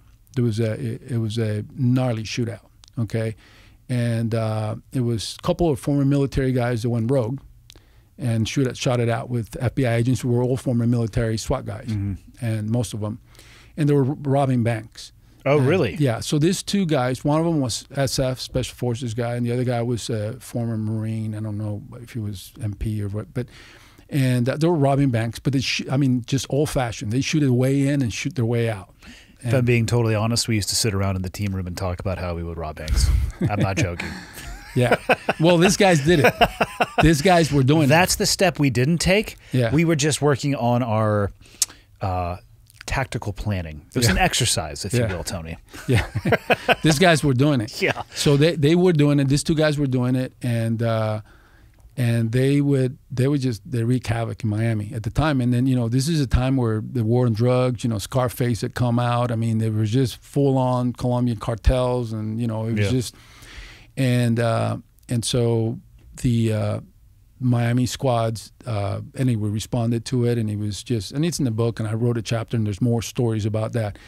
So they got into this gnarly shootout. But at the time, most departments were carrying 6 shooters. Wheel guns. Mm-hmm. And very few, unless you were in a tactical unit or SWAT, had, you had automatic weapons, pistols or and MP5s or shotguns. And so these guys were freaking, had M4s and, and they, so they had heavy weapons, and they were tactically trained. And the guys, FBI agents were too. So they got in this gigantic freaking shootout. Like in downtown? In a neighborhood in Miami. They followed them, but they had killed several people. So they robbed the banks, and they would steal the cars, kill people at the time. I mean, they were shooting out in a range, take their car. They shot a guy that was out target shooting, shot him in the head. Oh, wow. Took his freaking gun, took his car, and these guys were just stone cold. And so they did it and got away with it, and got away with it. So these 2 FBI squads were, and this is during the time that I had applied. So this came out, and it actually happened on my birthday. It happened on my birthday in 1986. So I remembered it, and it was news all over the country. So the agents were also former military and former Marines. So it was like former military against former military. That's rough. Okay. They were outgunned, and people didn't understand why it is, but it was the caliber. They were shooting high caliber weapons, and these guys were 6 shooters, shotguns, and some of them had MP5s. And MP5 still a pistol caliber round. Yeah, exactly. And so anyway, the whole thing ended, and the last 2-3 guys standing, a lot of FBI agents died. The bad guys were getting into an FBI car and to get away, and they were riddled with bullets. I mean, it was, so Ed Morales, who was shot in the Army, he was former Marine too, and so he got a shotgun. And anyway, he made his way up to the car, and then they were bleeding. I mean, they were just, you're about to freaking 1 second away from fucking passing out and never seeing the light of day ever again, and shot them both point blank and killed them. And at that point, he was just like, he knew he was going to die. All the way up to that point, he knew he was going to, that's it. But motherfuckers, I'm going to take you out. And that's why his attitude was like, he's going to try to stay in his body as long as he can to take him out. And he did. Well, he's recovering from his wounds and everything. He gets sent to the academy, and boom, he's my sergeant major. Shit. Fast forward to when I get in. So, yeah, he's the first guy that I look up. And so, of course, I know the stories. Everybody knows the stories. We were all in the class, and fucking guys talking, and we already know. And, his arm was all messed up, and he was still recovering from his wounds. But now he's been sent to train us, So I had the good fortune to have him as my staff counselor, and other guys who were a lot of these guys had had the Vietnam era guys, who would. So, and then, my PT instructor was a captain in the Marines in Vietnam, and he was a gnarly dude. I mean, we used to think, like, this freaking guy's almost 50. I mean, he acted like he was 25, ran backwards, forwards, Old man strength. Yeah, incredible. I mean, he was incredible. But so once you get there, it was 16 weeks for us, but it's actually 20 weeks now. And actually, you got some extra training, which is like the drive, evasive driving with cars and this and that. So those are the extra weeks. But the weeks that I did at the academy were 16 weeks. So do you come out of there a sworn agent, or you still have to hit flexi? No. Okay. There's no flexi for us. I mean, at least when I went through. Okay. It was FBI Academy. It was just the FBI Academy. Shooting, ranges, academics, the Hogan's Alley. And Hogan's Alley was just a town. It's basically Hogan. Mock town. Yeah, mock town. Yeah. And, it has rooms, hotel rooms, everything. I mean, you walk in and you think really you're like in the Truman Show, basically. And all the actors are paid, but they're not actors. And if you walk in there, you got to be ready because you could get jacked really fast. And you have to literally, there's a warning, at the time, I mean, I haven't been there for a long time, but when I came through, there was a warning sign that said, when you walk into this town, you get jacked. It's game on. Game on, because you're walking into like live scenarios. DEA's doing them, we're doing them, Banks are, I mean, the bank there gets robbed more times than any other bank in the entire country. Okay, multiple times a day. It's crazy. You have terrorists. You have, I mean, the whole entire place is just freaking, you know, a cesspool of freaking criminals. And then some of the actors were really freaking criminals who got hired. You know, I mean, you had bikers, you had this and that. So they just tell you flat out, you know, you may lose a tooth. You may just get your ass kicked, or, you know, the bullets are fake, but the adrenaline's real. You know. Yeah. And you just rather make a mistake there than in real life, because you know. So I had really the good fortune to have Ed Morales as my staff counselor, because, you know, you're looking at this dude and he's laughing, he has this grin, and the other two guys were also former Marines, you know, and they were like, you guys have no fucking idea what you're getting into. And then our PT instructor, he was like, I'm sure you did something really fucking good to be here, but I'm the keeper of the flame, and I'm going to make sure you do not get your credentials, you know.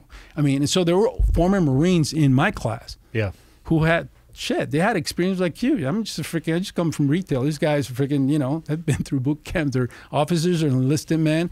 And then, of course, there was an affinity right there, but he was fair. I have to say, they were freaking fair with everybody.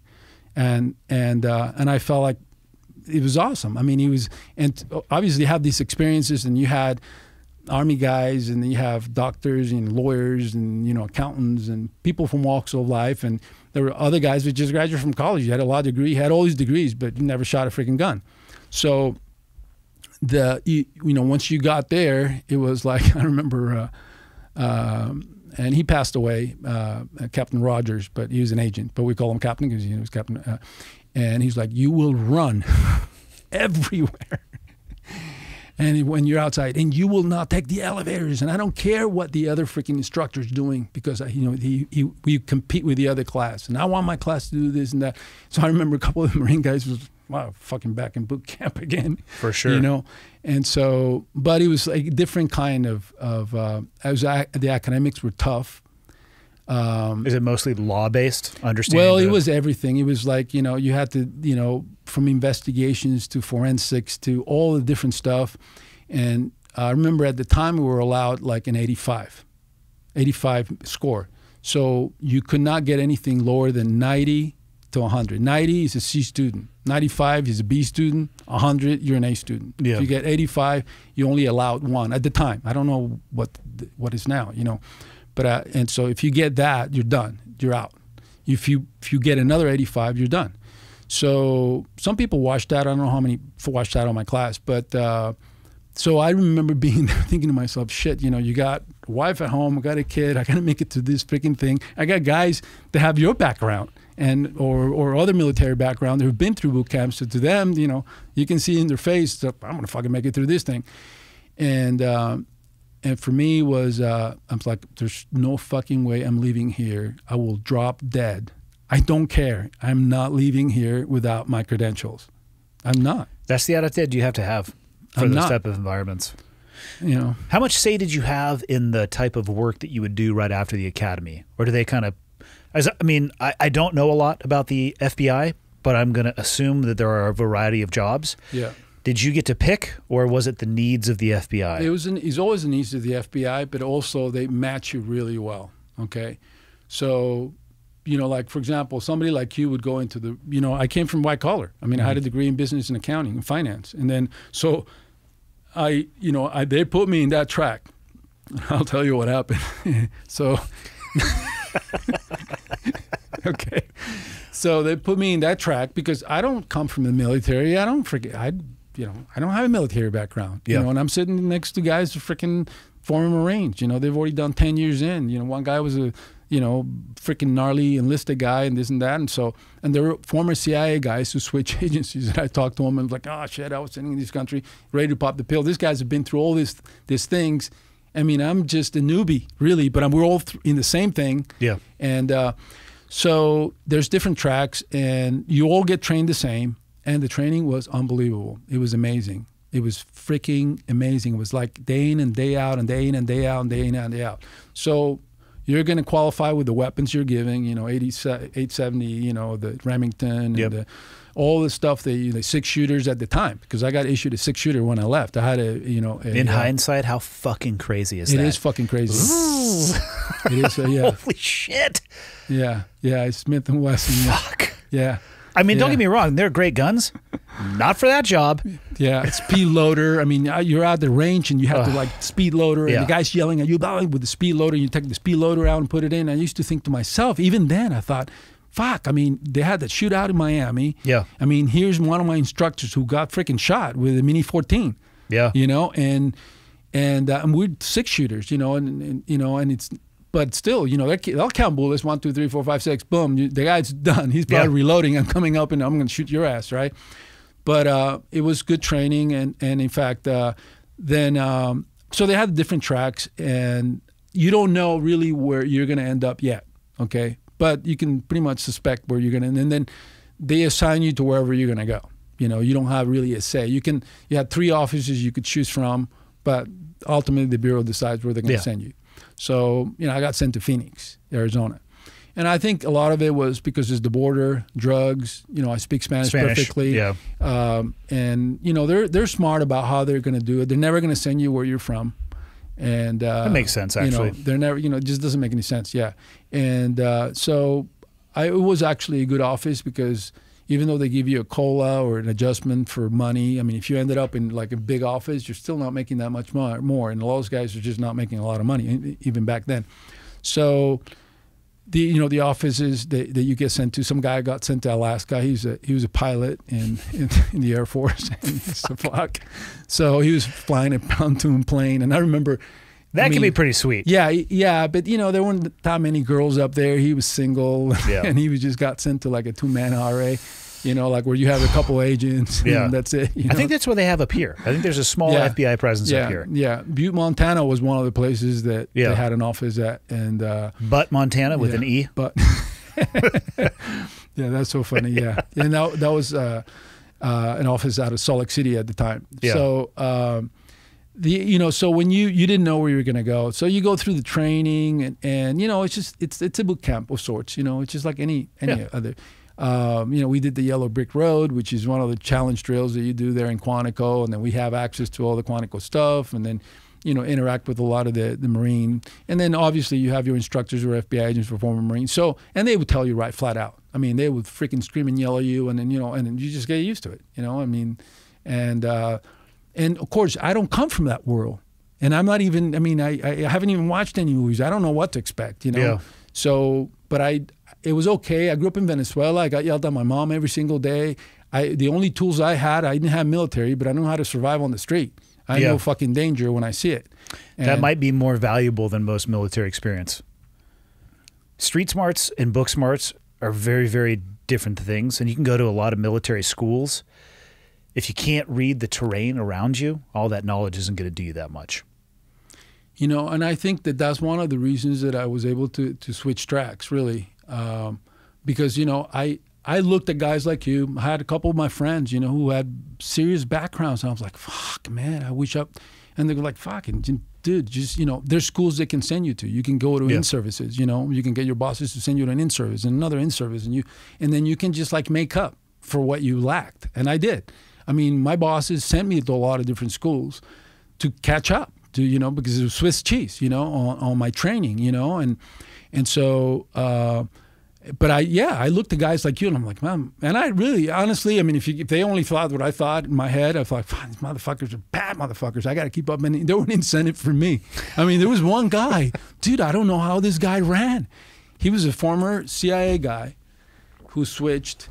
And there was like a couple classes going on at the same time, and then I found out later on, and I wasn't really friends with him. We knew each other and we talked and stuff, but I knew that he had switched. And I think what stuck in my head was what Don would say, yeah, you never know who your friends are. But with us, and he's true, it was very true. At the time, I don't know about now. I can't talk about, like you can't talk. Maybe you can about your experiences and what it's like in the Navy and in the Navy SEALs, but at the time and all the way up to a certain point, I felt that. I really did. I felt like, and then there's times that you don't, Yeah. But this guy, man, he was like, fuck, he just can run and run and run. And he's like, what is this guy made out of, And he's like, oh, yeah, he's been here and he was there and he's done this. And I'm like, oh, shit. Well, no wonder. So, you know. So how long did you serve with the Bureau? Almost 20 years. Where I was looking over your resume overview. You had quite a few different positions. Yeah. What? Where did it start and where did it go throughout the course of your career? Yeah. So when I left the academy, I got to Phoenix and they assigned me to a white collar crime squad. So I was fine with it. You know, it was white collar and. Was that like financial crimes? Yeah, financial crimes. Okay. You know, and I had that background. People putting a 1 where there should be a 2. That's right. Or maybe using the eraser. These guys were amazing. Oh, I bet. Like the forensic on the back end side of the stuff? Oh, my God. Andy, they were amazing. They were brilliant. And I thought I was the incredibly shrinking person. In fact, I was the incredibly shrinking person at the academy because when we were at the academy and Ed had everybody stand up, tell us a little bit about your background. So everybody fucking stand up. And by the time they got to me, I'm just here, you know? Yeah. I mean, what the fuck? I mean, this guy, oh, yeah, I was a fighter pilot, blah, blah, blah. I was in the Marines, blah, blah, blah, blah, blah. Dude, I just grew up in Venezuela, and I'm happy to be here. I almost got killed by a couple of gangbangers, but I made it, you know. But anyway, so when I get to Phoenix, you know, I get my orders and all that. So I'm happy with Phoenix because I'm in Vegas, so that's not too far from my ex-wife and their family, blah, blah, blah, all that.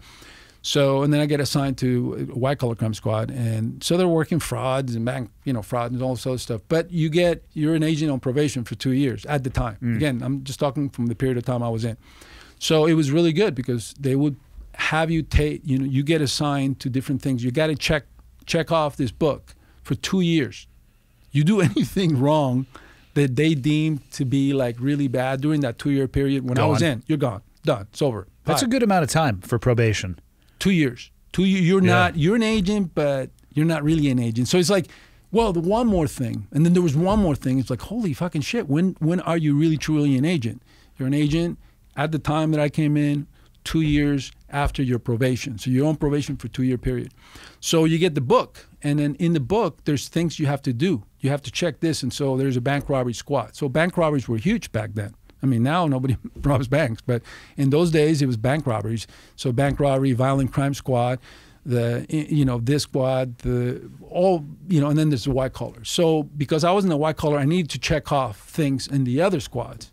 So I had an opportunity. So you talk to guys or you know, it's up to you to do it, you know. So you develop a rapport with, hey, you know, I need to check off my book, and then you have a training agent that you get assigned, and so the training agent is just walking you through, make sure, let me see your book, you know, okay, making sure you're staying up on the task, yeah, and then and you know, you fuck up then, and you're done, you know, you're gone. So I did my thing, but I thought, man, I really admire them. Don't get me wrong, that was not the track I want to be. Yeah, I didn't want to be. It just wasn't for you. Yeah, it wasn't for me. So, and I also knew that, I mean, these guys were so smart. I mean, they had master's degrees in freaking accounting and like literally like a freaking, I went to in my academy class, the guy that took the Wolf of Wall Street down. Oh, really? My classmate sat next to me, took the Enron Corporation down.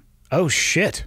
Okay. So they knew what they were doing. I mean, so he's one of my best friends, you know, and he, you know, and he brilliant. I mean, brilliant freaking mind, you know, and the other guy. And so when I get in the white collar crime squad, I mean, really, I'm just going to be carrying people's bags because I got a degree, I got a bachelor's degree in, you know, finance and accounting, but there's no way I can touch these guys. Yeah, you know? For sure. And they love that, by the way. I mean, they love sitting there and going through the numbers. To me, it would put me to sleep. And I would go to interviews of this freaking white collar guys, and I remember a couple of times I was falling asleep. You know, I was sitting there going like, fuck, I'm going to fall asleep. And I would pinch my leg to stay awake. I was like pinching my leg. I'm like, holy shit, I'm just going to fall asleep. And then I would talk to a couple other guys, and then I thought, you know what, I'm going to quit. I'm going to leave. And I didn't say anything to my ex-wife at the time. So I said, I'm going to go with DEA. I'm going to just finish my probation and everything, and I'm going to leave. So the wife of the supervisor of another squad, he was a organized crime, drugs. There's a freaking high action squad. His wife was my partner agent. So we start commiserating a little bit, and she was really nice to me and everything, and she was helping me. She'd been around, but she was a white collar agent. She was happy being a white collar agent. And I think she might have talked to him. He was a Marine. He fought in Vietnam, you know, and He was a gnarly dude. He was in the first HRT team, and super freaking buffed guy, and he just freaking intense as hell, and everybody was fucking scared shitless of him. And he ran that other squad, and so they invited me to their house one time for, you know, a party or whatever, and just to get together with the agents and everything. And I took my wife and my kids, and then we got to talking, and his name was Tony too. So he goes, Tony, man. So we talked, and then and he's, you know, I hear you're doing really well over there. And I had done some fun stuff, I have to tell you. I mean, I had done some really interesting cases that I thought they kept me going for a little bit, but not for long. You know, I wanted to do other stuff. And I said, yeah, and but I didn't have your background. I didn't have his background. And so, you know, shit, you've seen action, and I said, well, look, you know, I mean, this is what I bring to the table. You know, I grew up in freaking Caracas, Venezuela. Okay, I mean, I grew up in the streets. You know, my dad, I mean, I understand the way of the streets. I understand this stuff, and he was running those, and the FBI had been in the game of drugs now for a few years to get that concurrent jurisdiction with DEA. Plus, they had before that jurisdiction, would they stay hands off drug stuff, or just hand it over to the DEA? Just hand off, because Hoover didn't want anybody. He didn't want to get involved in that. But the DEA didn't exist before that. It was BNDD. BNDD was a bureau before the DEA existed, and then DEA was formed. And when he was formed, they brought a lot of executives from the FBI. Got you. That makes sense. And they put the FBI veneer on it. In other words, they had the first crew of executives there, as I recall, were FBI guys. So, and then the other thing too is the way the FBI worked cases. You know, it wasn't the, you know, I got the yayo, you got the money. You know, it was theory of enterprise investigation, how we worked the mafia, how we worked, you know, organized crime, how we worked, you know, a lot of the different, and they wanted that expertise brought into the drug arena, you know, and so that's what we brought in. And so how do you do it? Then you give both agents. They had that was their thing, Title 21, but then the FBI had it too. And that's one of the reasons too that when I spoke to Don, he had told me that. He said, you know, and you can switch tracks and all that. So switching tracks wasn't as easy as I thought it would be. And so I was starting, he knew I was going to leave. And I did tell him at his house. And it was innocent of me, kind of, but he got it out of me. We were sitting at his bar, and then he was kind of interviewing me for his squad. And I said, well, you know what? I mean, if she just doesn't work out, I'm going to leave. I mean, I'm going to apply. I'm going to go with DEA. Yeah. And I would have been talking to some other guys over there. I'm just going to go with DEA, or I'm going to go with another agency. Or, you know, if I quit, and then I'm just going to go with the military. Then I'll go get the background that I need. Because if I don't have it right now, then I'm going to go get it. Yeah. You know, but somebody says, well, that's kind of backwards, you know. I mean, you do that first, and then you come here, you know. And so he had a lot of pull. He was incredibly well respected.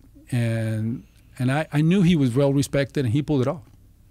He pulled it off. So he had a slacker, or he had a slagger, somebody that he wasn't performing there, and then he swapped him, took that guy and put him in the white collar, and he actually had that background, okay, and he put him there. And so the guys in that squad, I remember, took his entire desk, lifted everything exactly how he had it, everything exactly, like lifted it and moved it across when he wasn't there, and took it and put it in the other squad area way on the other side of the building. And when I came in, you know, here's your desk. So I didn't know that his desk was over there. So they probably didn't like him too much. He blew a gasket. Yeah. And he thought that I had something to do with it. So he kind of confronted me. And, you know, I'm new, I'm on probation. And he just kind of got in my face and blah, blah, blah. And I'm like, and in my head, I'm thinking, listen, motherfucker, you're fucking with the wrong guy, you know. I mean, but I'm just like, you know, I kept my cool. And he just went on his way. And then I was on. So, you know, my new boss, Tony, you know, calls me in, and he's super intense. And, you know, he probably PTSD, and he was working out on all of us. So he's like, okay, you're on, man. So get to it. And so I was on. It was game on, and I had to make it. And I'm surrounded with guys like you. So forevermore, I'm like fucking trying to play fucking catch up, man.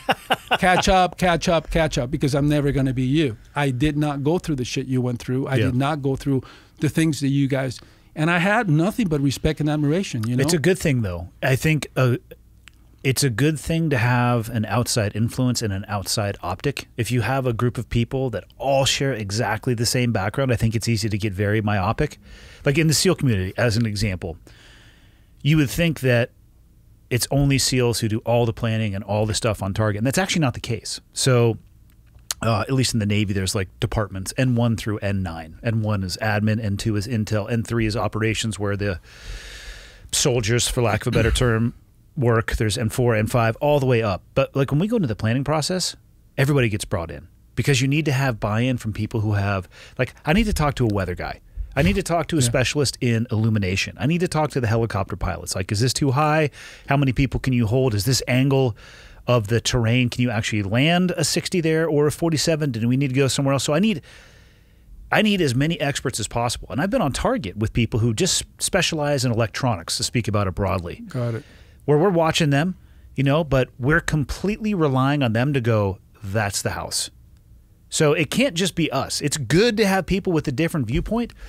And I always found it valuable, especially when people would first get into a SEAL team, to ask them about a tactic. Be like, hey, what do you think about this? They had a totally blind view that wasn't tainted with 10 years of experience. And they sometimes would say things that were really revealing because they were looking at it from a direction that I wasn't looking at it from.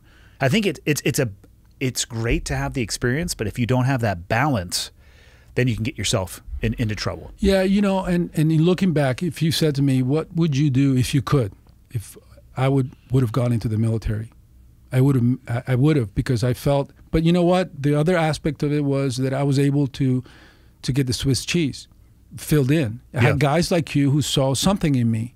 Like one guy, you know, and I won't say his name, but he was gnarly, SF guy, and so all those guys that were in those squads were former military. SF, had been in combat, had come back from Vietnam. They joke amongst themselves about shit that I didn't understand. You know, it was just fucking insider jokes that I didn't get. You know, I'm like, wow, whatever the fuck that was. And then I figure out later on what it is, you know. And he liked me. He never talked. He fucking guy didn't talk. He carried a Bible. You know, I remember that. And he looked at passages and shit. And he was like carved out of leather. And so in my head, I thought, well, he must be fucking really traumatized or whatever. But he was a really good agent. Gnarly, incredibly well respected, and he didn't fucking talk.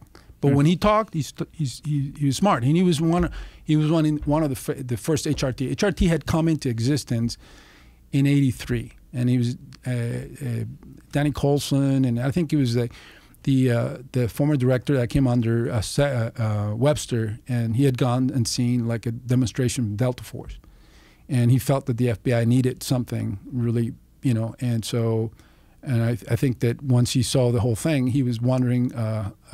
He said something about, you know, about creating something similar but for domestic purposes. So by the time I came in, that team had the whole concept had been in existence a few years. Okay, 83 to the time that I came in. So these guys were in the first HRT, second HRT teams. And so what they would do is once they were done with their stint, and I think at the time the HRT stint was 6 years, you know, because a lot of those guys are already done military time. A lot of them had, you know, and then they would get, you know, they get sprinkled across the offices to run the SWAT teams. Not a bad idea. So you had the HRT guys be the team leaders and assistant team leaders, and then they would train everybody. So very smart, really, because now you have these really gnarly dudes running this really mini, you know, operating and training you. So he was one of them. And most of these guys in these squads were highly trained, had technical. And so, of course, you know, I come in and what I have is street smarts. That's it, really. And I know how to fight. And, you know, he liked me. And I didn't know that for a long time. And I got yelled a lot and, you know, screamed at all the time. And I didn't care. And I remember that... you know, he taught me a lot of different things. He did. You know, they filled in the holes. You know, sometimes they'll take me aside. Hey, come here. Don't fucking do that shit again. This is what you got to do. You know, okay. Or they would send me to schools, you know, to this, that. And I wanted to, you know, I want to be like them. And I was like, how do I do this? You know, I got to go to the in-services. I got to go to another in-service and this, that. So that's one of the things where I felt at the time that I needed to like fill in that. But like you said, I did have the other aspect of it that I brought in. And so when you're targeting these groups and stuff, they couldn't read those things, but I could. Yeah, you could. To you, it was clear as day, and for them, it was probably right over the top of their head. They're like, no, we're going to do this. No, you're going to do that shit. Because if you do that shit, this guy's going to come in, he's going to do that. But I don't, so I go, dude, I mean, I'm telling you right now, that's exactly what's going to happen. Yeah. That he's not going to buy that shit. He's not, that dude's not, you can't, you're going to telegraph it. And so I started to see that I could be an asset. Value add, yeah. And then the exchange with them was like, we're at the firing range. Hey, Tony, let me show you how to freaking, if you get your arm blown off, let me show you how to freaking do, do this thing, with your left hand, You get the sights and hook them on your belt, and then you freaking load, and, oh, shit, that's really cool. Okay, give me your gun, here, you're going to put this rubber band around it, and, you're going to do this shit. Okay. Yep.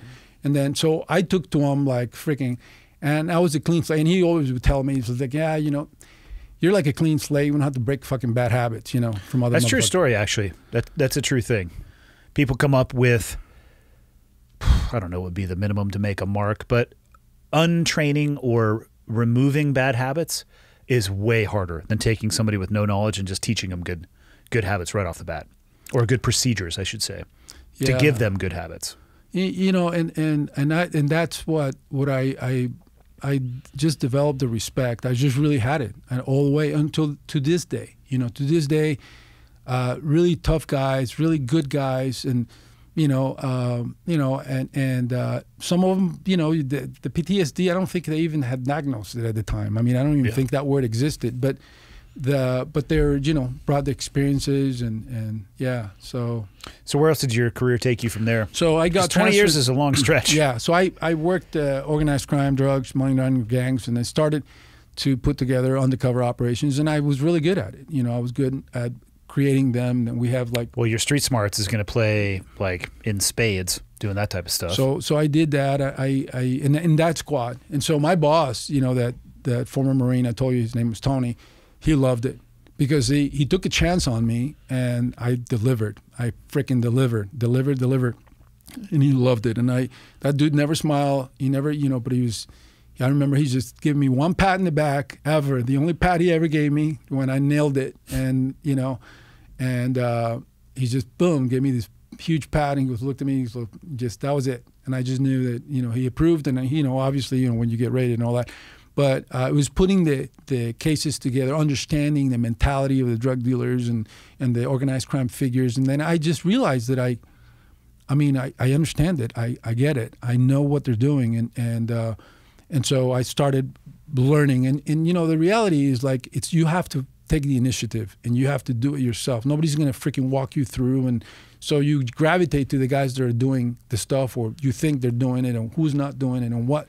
And then you try to bring it in. And for me, it was that. I didn't have complete training, and so I was just getting it all in, and then you started putting together my first undercover operations. And so you get authorities. You get an authority to do an exploratory one, and then you get so much money, and then that's it.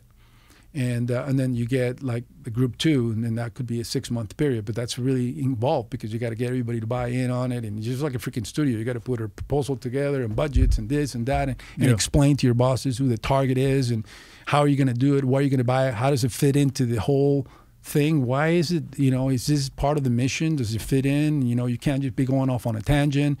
And so I soaked it in, and this is where it affects your family. Because I was like a kid in a candy store. I couldn't wait to wake up the next day. And I mean, every single day I was like loving it and soaking it in.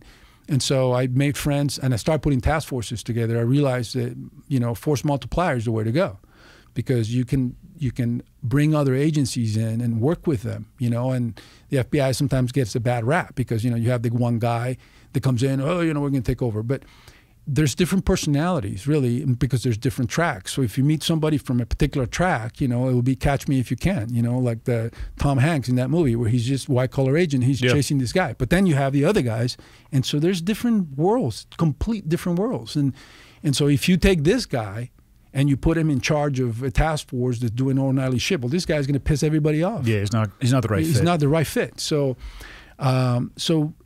I realized pretty quickly that, the OSDF task forces were the way to go, organized crime, drugs, informant task forces. And so I already had developed a lot of friendships with the DEA, and they liked me a lot. and then the CID, IRS, they're the gun carrying type. You know, they're not the guys that audit, you know, your books, and they're the other guys that just focus on. And there's a handful of them, and then I would bring in different kinds of agencies, and I started doing it.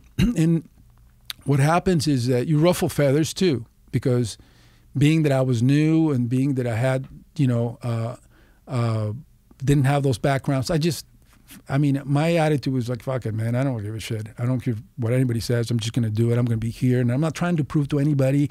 I don't care. I'm an agent. Once I got my book checked off and I had done everything, I'm just going to be the best I can be. And my motivation was this. I'm an American citizen. I'm in the greatest country in the world. I've been given an opportunity to do something that's so amazing, and I'm just going to deliver, and I'm going to do it, and I'm going to do it the best of my ability, and I don't care, you know, and it, to the detriment on your own family sometimes, and, you know, and it happened, and, you know. Yeah, so, the destruction of work-life balance. Yeah, you know, and she was very supportive, I have to admit. You know, she was very supportive, and I did, and I had successes, and I was loving it, and I was getting, and because I spoke Spanish, eventually they were going to transfer you. You know, you couldn't stay in an office forever. You can't anyway. You're going to get transferred, moved around, and the moving around is hard on your family. Yeah, for sure. So I was there for probably 6-7 years, and then after that, I got a promotion and then went to headquarters. And then when I was went through the blizzard of '95, and, you know, my youngest son almost died, you know, on the way there. We got freaking blizzard in freaking Texas, and then I get there to headquarters, and they said, no, you're not going there. You're going to special operations. Like, what the fuck is that? It's like, you know, I couldn't talk to anybody. I can't say anything. So I get sent to another division that I didn't sign up for. My paperwork says this. Oh, damn. And then my boss is like looking at me. He's like, no, this is what you're going to do. But I felt it was punishment. It was actually, it was a good thing. And so I get put in with, so I ended up working and spending a lot of time working with DEA in my career. And I was really on offsites most of my career. I mean, most of my career after Phoenix, I was in offsites all the time. While I was in Phoenix, and during the time that I was working white collar, I got sent to an RA to work an Indian reservation. It was Mesa RA. So you worked everything. It was a 2-man RA. And what does RA stand for? Honestly, it's like regional agency. Okay. It's a field office. A super small field office. Super small office, yeah. Okay. So it was 2-man. And then one guy was on a TDY somewhere, and then the guy that was there, I was supposed to meet him. And so I won't use his last name or his name, but it was pretty funny. So I get there, I'm supposed to fill in, and I thought, oh, this is pretty cool. But at first, I thought, I don't know why they're putting me there. I figured it out. I wasn't really like up to snuff with the white collar stuff. Even though I had a white collar background, I couldn't keep up with the other guys. So they needed someone to fill in for this guy while he was gone. So I get there. When I get there, it's in this old bank building, and there's just the office and everything. And the guy's going to meet me there, the other one that's there, and he just puts his hand out, and he says, that's not his name, but he says, Fish. I'm like, Fish? I'm like, fuck, Fish. And I'm a new agent, you know, I'm like, Fish. And I'm like, what the fuck? You know, I don't know the code. I don't know the secret code. You know, that was his he was giving me his last name. But so I shook his hands. And he tells me, okay, whatever you do, you got the San Carlos reservation, Apache reservation. You know, when the BIA calls, you respond, blah, blah, blah, blah. You know, you just don't stop. You get in the middle of the night, you drive out there. Is the BIA the Bureau of Indian Affairs? Yeah. Does the FBI have any jurisdiction over reservation land? Well, at the time we did. I believe they still do. So even though it's a sovereign nation? Yeah, we would work with them if there was a murder sometimes, and lots of times they would have us come over. And I think a lot of it is just they didn't want to pay for the coroner or whatever. They have the FBI do it or what. Yeah. And lots of times they have their own laws, and you know, they get lesser, you know, sentences for certain things that you wouldn't get, you know, if you were on this side. So you know, you'd go in there. I mean, as an FBI agent, I had jurisdiction there. So, and I meet with the BIA, and so if there was a murder or there's this and that, so the guy tells me, just get in the car and, you know, make sure you have your long weapons, have all the weapons, and whatever you do, don't stop. You know, I'm a new agent. I'm like, what? Okay, whatever. So I worked that for a little bit. I enjoyed it. That was part of my, you know. Then when I went to headquarters after that, I ended up in San Diego in the mid '80s. Actually, it was let me see. No, actually, it was '90s. And working organized crime, drugs, money laundering gangs, doing a lot of the, and my expertise started to be undercovers, setting up undercover operations, casting the freaking crew and doing the whole thing. And it was just like, it's like doing a motion picture, basically. You cast everybody, you go after the targets, and you put it together, and then you get funding. And then you have to prove that you can produce, And how long does it take to put that casting together? It takes time because you have to go after, you have to decide who the targets are, and then there's a whole process to it. It's not that easy. There's a lot of checkoffs and a lot of different people, and then it goes to a committee, and then you get a trial basis to see if you're getting there, and there's people's careers on the line, and there's all kinds of different things on the line. And then if you get full approval, then you go to a full-on Group 1, and then that can go on for years. Really? Yeah, it could go on, and it could have spin-offs and all kinds of different things. It could be an operation that goes on for a long, long time, and then you interface with all different types of agencies, and it was fun. And then you get all the TS, SCI, and all these other stuff, and then the clearances, all that stuff. But the aspect that I really loved was it's a chess game. You're continually trying to figure out how to counter this and how to counter that. And early on, there wasn't a undercover program that was being created. So right after the Donnie Brasco thing, I think the director had testified that the FBI was training people. So there were a lot of divisions were looking for all the undercover agents. You got to go to Quantico. You got to get. And so they came up with a program, and to train you, and then to bring people in and all that. So I had been doing a lot of it, but I hadn't been trained. You just go out there and freaking do it. And well, you kind of had been trained. It was just your 15 years in Venezuela. Yeah. So so you just did it, and then now that's not the case. And I'm sure they have a full undercover pipeline and program. Oh, yeah, absolutely. Yeah. You have to they would give you a test. It's like the test. They ask you the 15,000 questions the same way, same question, 15,000 different ways. Yeah. To try to assess you psychologically and figure out if you have playing with the full deck or not, or whether you can stand. The only thing I've determined about those tests is that I fucking hate taking them. And I think that's what they are designed for. Like, if it can drive you nuts, if it drives you nuts, you're a normal person. If it doesn't drive you nuts being asked 7 different ways if the pole vault is your favorite televised event, then... those kinds of tests. It's like, why is the answer... Why can't I have no? Strongly disagree. Disagree. Neutral. Agree. Strongly agree. Yeah, that's right. When they have that, they had that, and then they... Now it's really formalized. I mean, it's just definitely there's a pipeline, and you have to certify and all that. At the time when I came in, it was happening, but people were playing catch up, and a lot of the divisions would get inspected. They wanted to make sure the agents that were working on the cover were certified. I mean, sometimes it takes a little bit of time for the doctrine to catch up, especially if you are kind of writing the template on the fly or building the airplane as it's taken off. Yeah. Probably smart organizationally, though, to make a robust pipeline. So at least that way, you know the product that's going out into the field as well.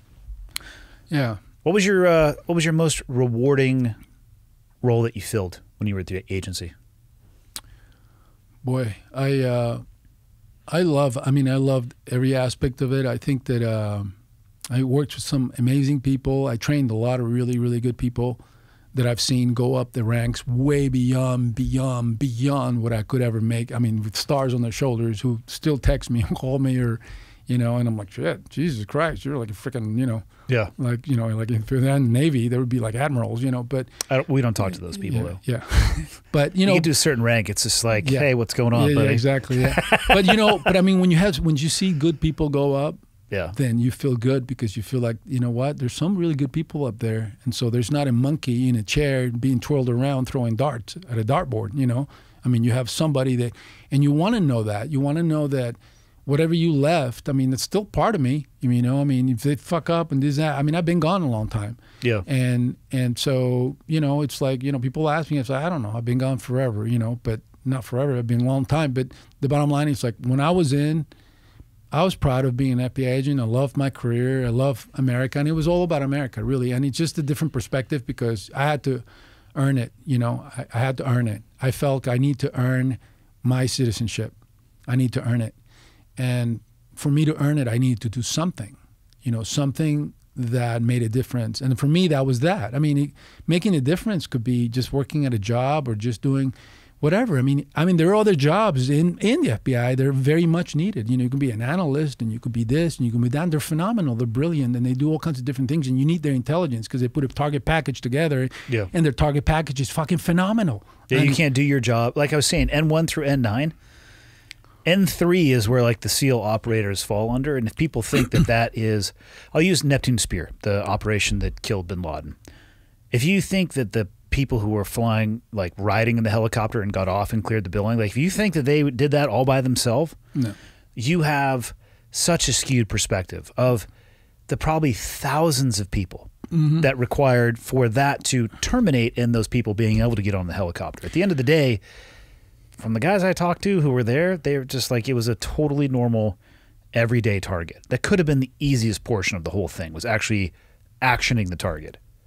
And that's the part of it. And this is where your appreciation goes to a lot of the analysts and a lot of the support personnel who love what they're doing. They don't want to do your job. They don't want to do this stuff. They are there to provide you with intel, actionable intel that you can take action on, and then you can just, boom, put it right on it.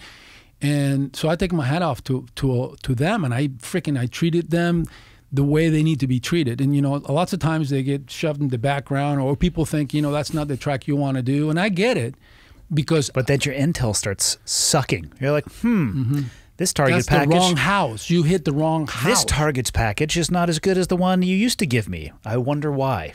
Exactly. Yeah, watch them getting treated like shit. Yeah. And they are less motivated. And when it sucks, because it's the people that you're serving that suffer. Yeah. But it's a real thing. People who focus only on, I hate the term, but the sharp edge or the pointy edge of the knife, they're missing the complete knife in and of itself and what it takes. Yeah, absolutely. And so that's one of the things where you develop appreciation, for everybody. Everybody has a purpose. And agencies are only as good as the people in them. Period. All the way from the top. It's like a high school or at school, it starts with the principal. And the shit rolls downhill. So, and I look at what happens, and then it goes from there, to the politicians and the people making rules and laws and stuff. Because you and I can join everything and ready to go, but then are we fighting the right war? Yeah. Or are we in the right situation? Are we being for the right reasons, Yeah. And so those are the things that you question, But I felt good about what I did. I felt good about my mission, my job, what I did, and I said it earlier, would I do it all over again? Absolutely. I did love it. And I hope that it continues on. Some of the things that have happened, I was stunned, with some of the shenanigans and shit that happened with Comey and all that other stuff. And, like in other agencies, there's pencil necks. We call them pencil necks. Fucking pencil neck. That dude is never he couldn't investigate himself out of a paper sack if his life depended on it. Yeah. He could not. He's never fucking shot anybody. He's never done anything, and he's never managed anybody. He managed a secretary, and all of a sudden he's running an agency. So he was not one of us.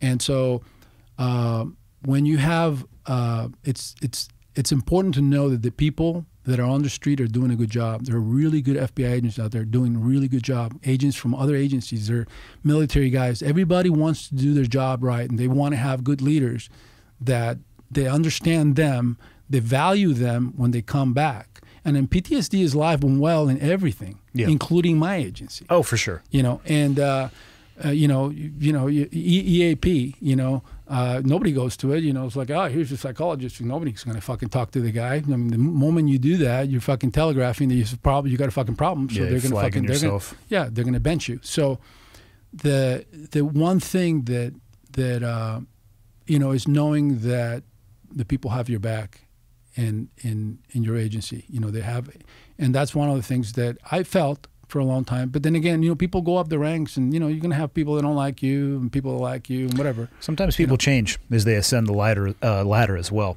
That's what I'm saying. There are some, the best leaders that I ever was around was in the SEAL community, and the worst that I was ever around in the SEAL community.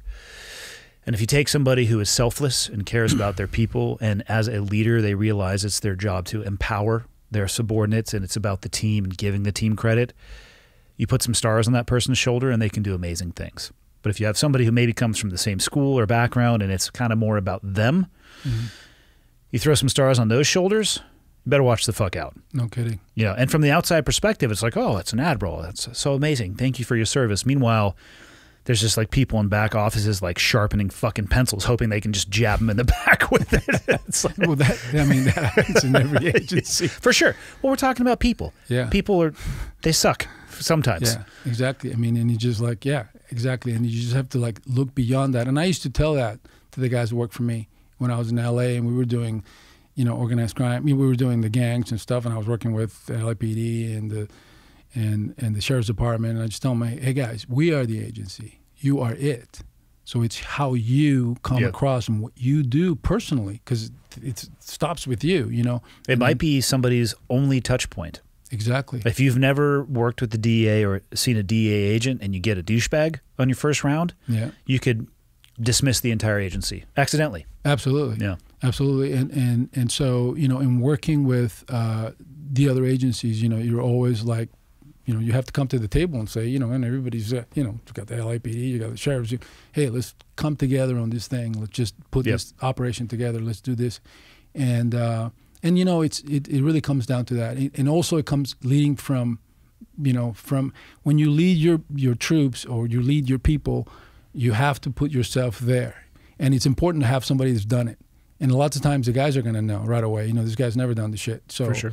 And it affects you, you know, it affects you. I mean, I had bosses like that, you know, we were going to have some kind of a meeting with all these other brass, and I'd tell them that the meeting was like 3, and, you know, actually it was at 1 p.m. He shows up fucking late. And I had my business partner who was you know, the lieutenant commander. He goes, dude, you know, just go over meetings. Well, the meeting is at freaking 1:30. He goes, I told him 3. So he shows up at 3, and you know, the meeting's ending. Yeah. And he was pissed at me and everything, but he had no idea what deconfliction was. He had no idea what this, that, and he was ready to shut down the fucking operation. We've been working for a long time. He's going to piss this guy off. He's going to piss that guy off. I worked really fucking hard to get all this freaking, you know, and so I don't want him there. He's going to take credit for the whole thing. You know, he's, oh, well, we haven't, you know, and then at the end he got promoted. He got promoted again. Yeah. So it doesn't matter, you know. Why'd you decide to stop? I'm assuming you could have stayed in longer. Yeah, I could have. Divorce, gnarly divorce, my son, you know. Life has a way of a little uppercut right to the ball sack. Well, divorce, you know, I've been there, done that. I had to leave. You know, what I saw was, there's no way I'm going to recover financially. I'm going to end up filing for bankruptcy, which I did. You know, I wasn't talking to my boss. Says, hey, listen, you know, this is happening. Fuck that. I'm not going to go to my boss and tell him, hey, this shit's happening and that shit's happening. I'm not going to tell him. What do you think would have happened if you did? They're not going to do anything. They're not going to fucking do anything. So, and what are they going to do for me? Well, sorry that's happening to you, whatever. I mean, there's nothing. What would you have done if somebody had come to you and said the same thing? Then I would have helped them. Maybe they would have helped you too. I don't. I mean, obviously, we're talking crystal ball in hindsight. The ones I had, no. Oh, you had that type of leader? Yeah. The ones I had weren't going to help me. They didn't give a fuck about me. Yeah, you'd hope that the leader that you would have above you, if you came to them with that, would be like, okay, I'll stop whatever the fuck you need because you're going to be a better agent, the better off that your family is. Like, handle this so you can come back and knock your job out of the park. Yeah. So and leave with, what do you need from me? Yeah. For my guys, I would do anything. And you know what? I do get texts from some of them, you know, and they'll tell me, and, you know, and that means a lot to me. I got an email. I got something that I got from one of my guys, you know, and it was just 3 lines, and, you know, it was amazing. And I will keep that forever because it's about being there. And, you know, I memorized something when I was at the FBI Academy, and I never heard it before then, and it's pretty popular now, but at the time I never heard it, and I memorized it as best I could, you know, but I'll quote it for you. It's not the critic who counts, not the man who points out how the strong men stumble, or where the doer of deeds could have done better. The credit belongs to the man who's actually in the arena, whose face is marked by dust and sweat and blood, who strives valiantly, who errs and comes short again and again, who knows the great enthusiasms, the great devotions, and spends himself in a worthy cause, who at best knows the triumph of high achievement, and who at worst, if he fails while daring greatly, so that his place shall never be with those cold and timid souls who know neither victory nor defeat, I memorized that, and I heard it from a CIA guy, actually, who had switched over to the FBI. And I thought, I love that. Can you write that down for me? I'm going to memorize it. And I memorized it. And Who originally is that quote accredited to? Teddy Roosevelt. And one of my, you know, I idolize him. He's a fucking phenomenal guy. I mean, I don't know. That's a spectacular quote. I don't know if you know the story, but I mean, he's gnarly, dude. He was. I know he did jiu-jitsu. You know what? He did everything. I mean, he had polio. He overcame polio. Did he get punched in the eye because he was boxing and like almost lost an eye? And they're like, "Okay, Mr. President, no more boxing." He was giving a speech long after he had been president, and as he was giving a speech, he was shot in the chest, and he had, I believe, a book or something in here. The bullet went through and punctured him, but didn't go deep enough. Yeah. He was bleeding. Nobody really knew whether he went in or didn't. He would not get off the freaking stage until he finished speaking. And he said, I'm going to finish. This is the kind of man he was. When he finished, he went to South America. Where did he go? To Venezuela, to the Orinoco River with his son. And he went on an adventure to find another whatever. And it was there's a book called The River of Doubt. And he almost freaking didn't make it with his son Kermit, and got malaria. Terrible name, by the way. Yeah, he really fucked his son over on that one. It was a popular name back in 1910. Or I whatever, guess. You know, Didn't age well. So, but he was gnarly, you know, and that quote just carried me because I figured, you know, and it is about the people. It is not the critic. Is, you know, there's a lot of guys, you know, a lot of your listeners, you know. Yeah. And a lot of guys you've had through here, and you know, you're giving people a platform to speak, to be heard, you know, to be heard about their PTSD, about their lives, about that, and I just love it, you know, and I stumble across your thing, and what's interesting is that, you know, they need to be heard. People need to be heard about what they've done, what they, you know, there's so many unsung heroes, you know. Another inspiration I had was a neighbor that I had in Las Vegas, you know, while I was still working at that department store.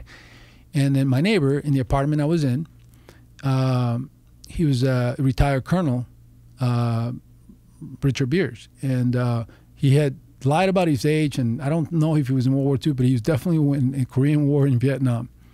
And rose through the ranks, and I think I don't know if he went to college, but I think he achieved the rank of colonel without a college degree, and he was gnarly dude. In that time period, that was possible, for sure. And I don't know that, but I don't think he had college, but he was a gnarly dude, and he was a great guy. He died from leukemia, you know, from Agent Orange and all that, but we became friends, and I have my dad. My dad loves me and everything, but he became kind of like a dad and a mentor, and so he knew that I had been applying. Of course, the agents went knocking on his door and stuff, but you know, he was just one of those people, like the many people you've had through here. And so those are unsung heroes, you know. And he was just here working at a casino I think he was a assistant pit boss or something. But I had done all these amazing things, you know. And so along the way, you know, in fact, a really good friend of mine that I met in San Diego, that we worked task forces together and all these different things. And he was in Vietnam. He was a Marine captain, pilot, Apache helicopter, you know. Not Apache, but Hueys. And we became friends. We worked together. He was much older than me, but and you know, he had done all these different things that you hear, you know, like your dad had done, and you know, and then, you know, comes back and then, you know, joins the police department and goes to the sheriff's department, and some of them, you know, join the FBI, and so those people like that, I always admire them, because lots of times they never talk about anything. I didn't know anything about my friend. And I've known him for years until... You had to drag it out of him? No, 20 years later, I didn't drag anything out of him. I went to his house one day, and we were sitting there, and I'm looking at all the stuff he had done. And I'm like, holy shit. Yeah. I'm like, Jesus. I'm like, oh, never mind. No big deal. So, yeah. So why did you decide to write a book? Or when did you decide to write a book? Both, actually. Well, it's been a long time coming. I took a long time, really, actually. I was reluctant for many reasons. I mean, obviously. As many are. Yeah. And I figured it would probably take a long time to get it through the FBI, you know, all that, you know, because, you know, you just have to. But I just felt that I needed to. I felt that I wanted to tell my story. And I'm an immigrant. I came to this country, spoke no English, assimilated. I'm not complaining. I love this country. I don't want to change this country. I want to change nothing. I love the way it was when I came. And you just take your lumps and you know, I mean, this is not a freaking, you know, it's just when people want to be accepted and you have to do everything for everybody. I didn't want people to do anything for me. I wanted to earn it. So earn your place, you know, earn your place. I came here because I wanted a better thing for myself. And I had no idea. I mean, it was, you know, I shared with you how I ended up here. And I love it. I love this country. I love it the way it is. And I don't like what I see. I don't like what I'm seeing that's happening. Is divide and conquer, you know, and just all these divisions. And there's all these people who have never done shit, talking out of their asses, have never freaking seen any action anywhere, anything, and they're making decisions that are impacting us all.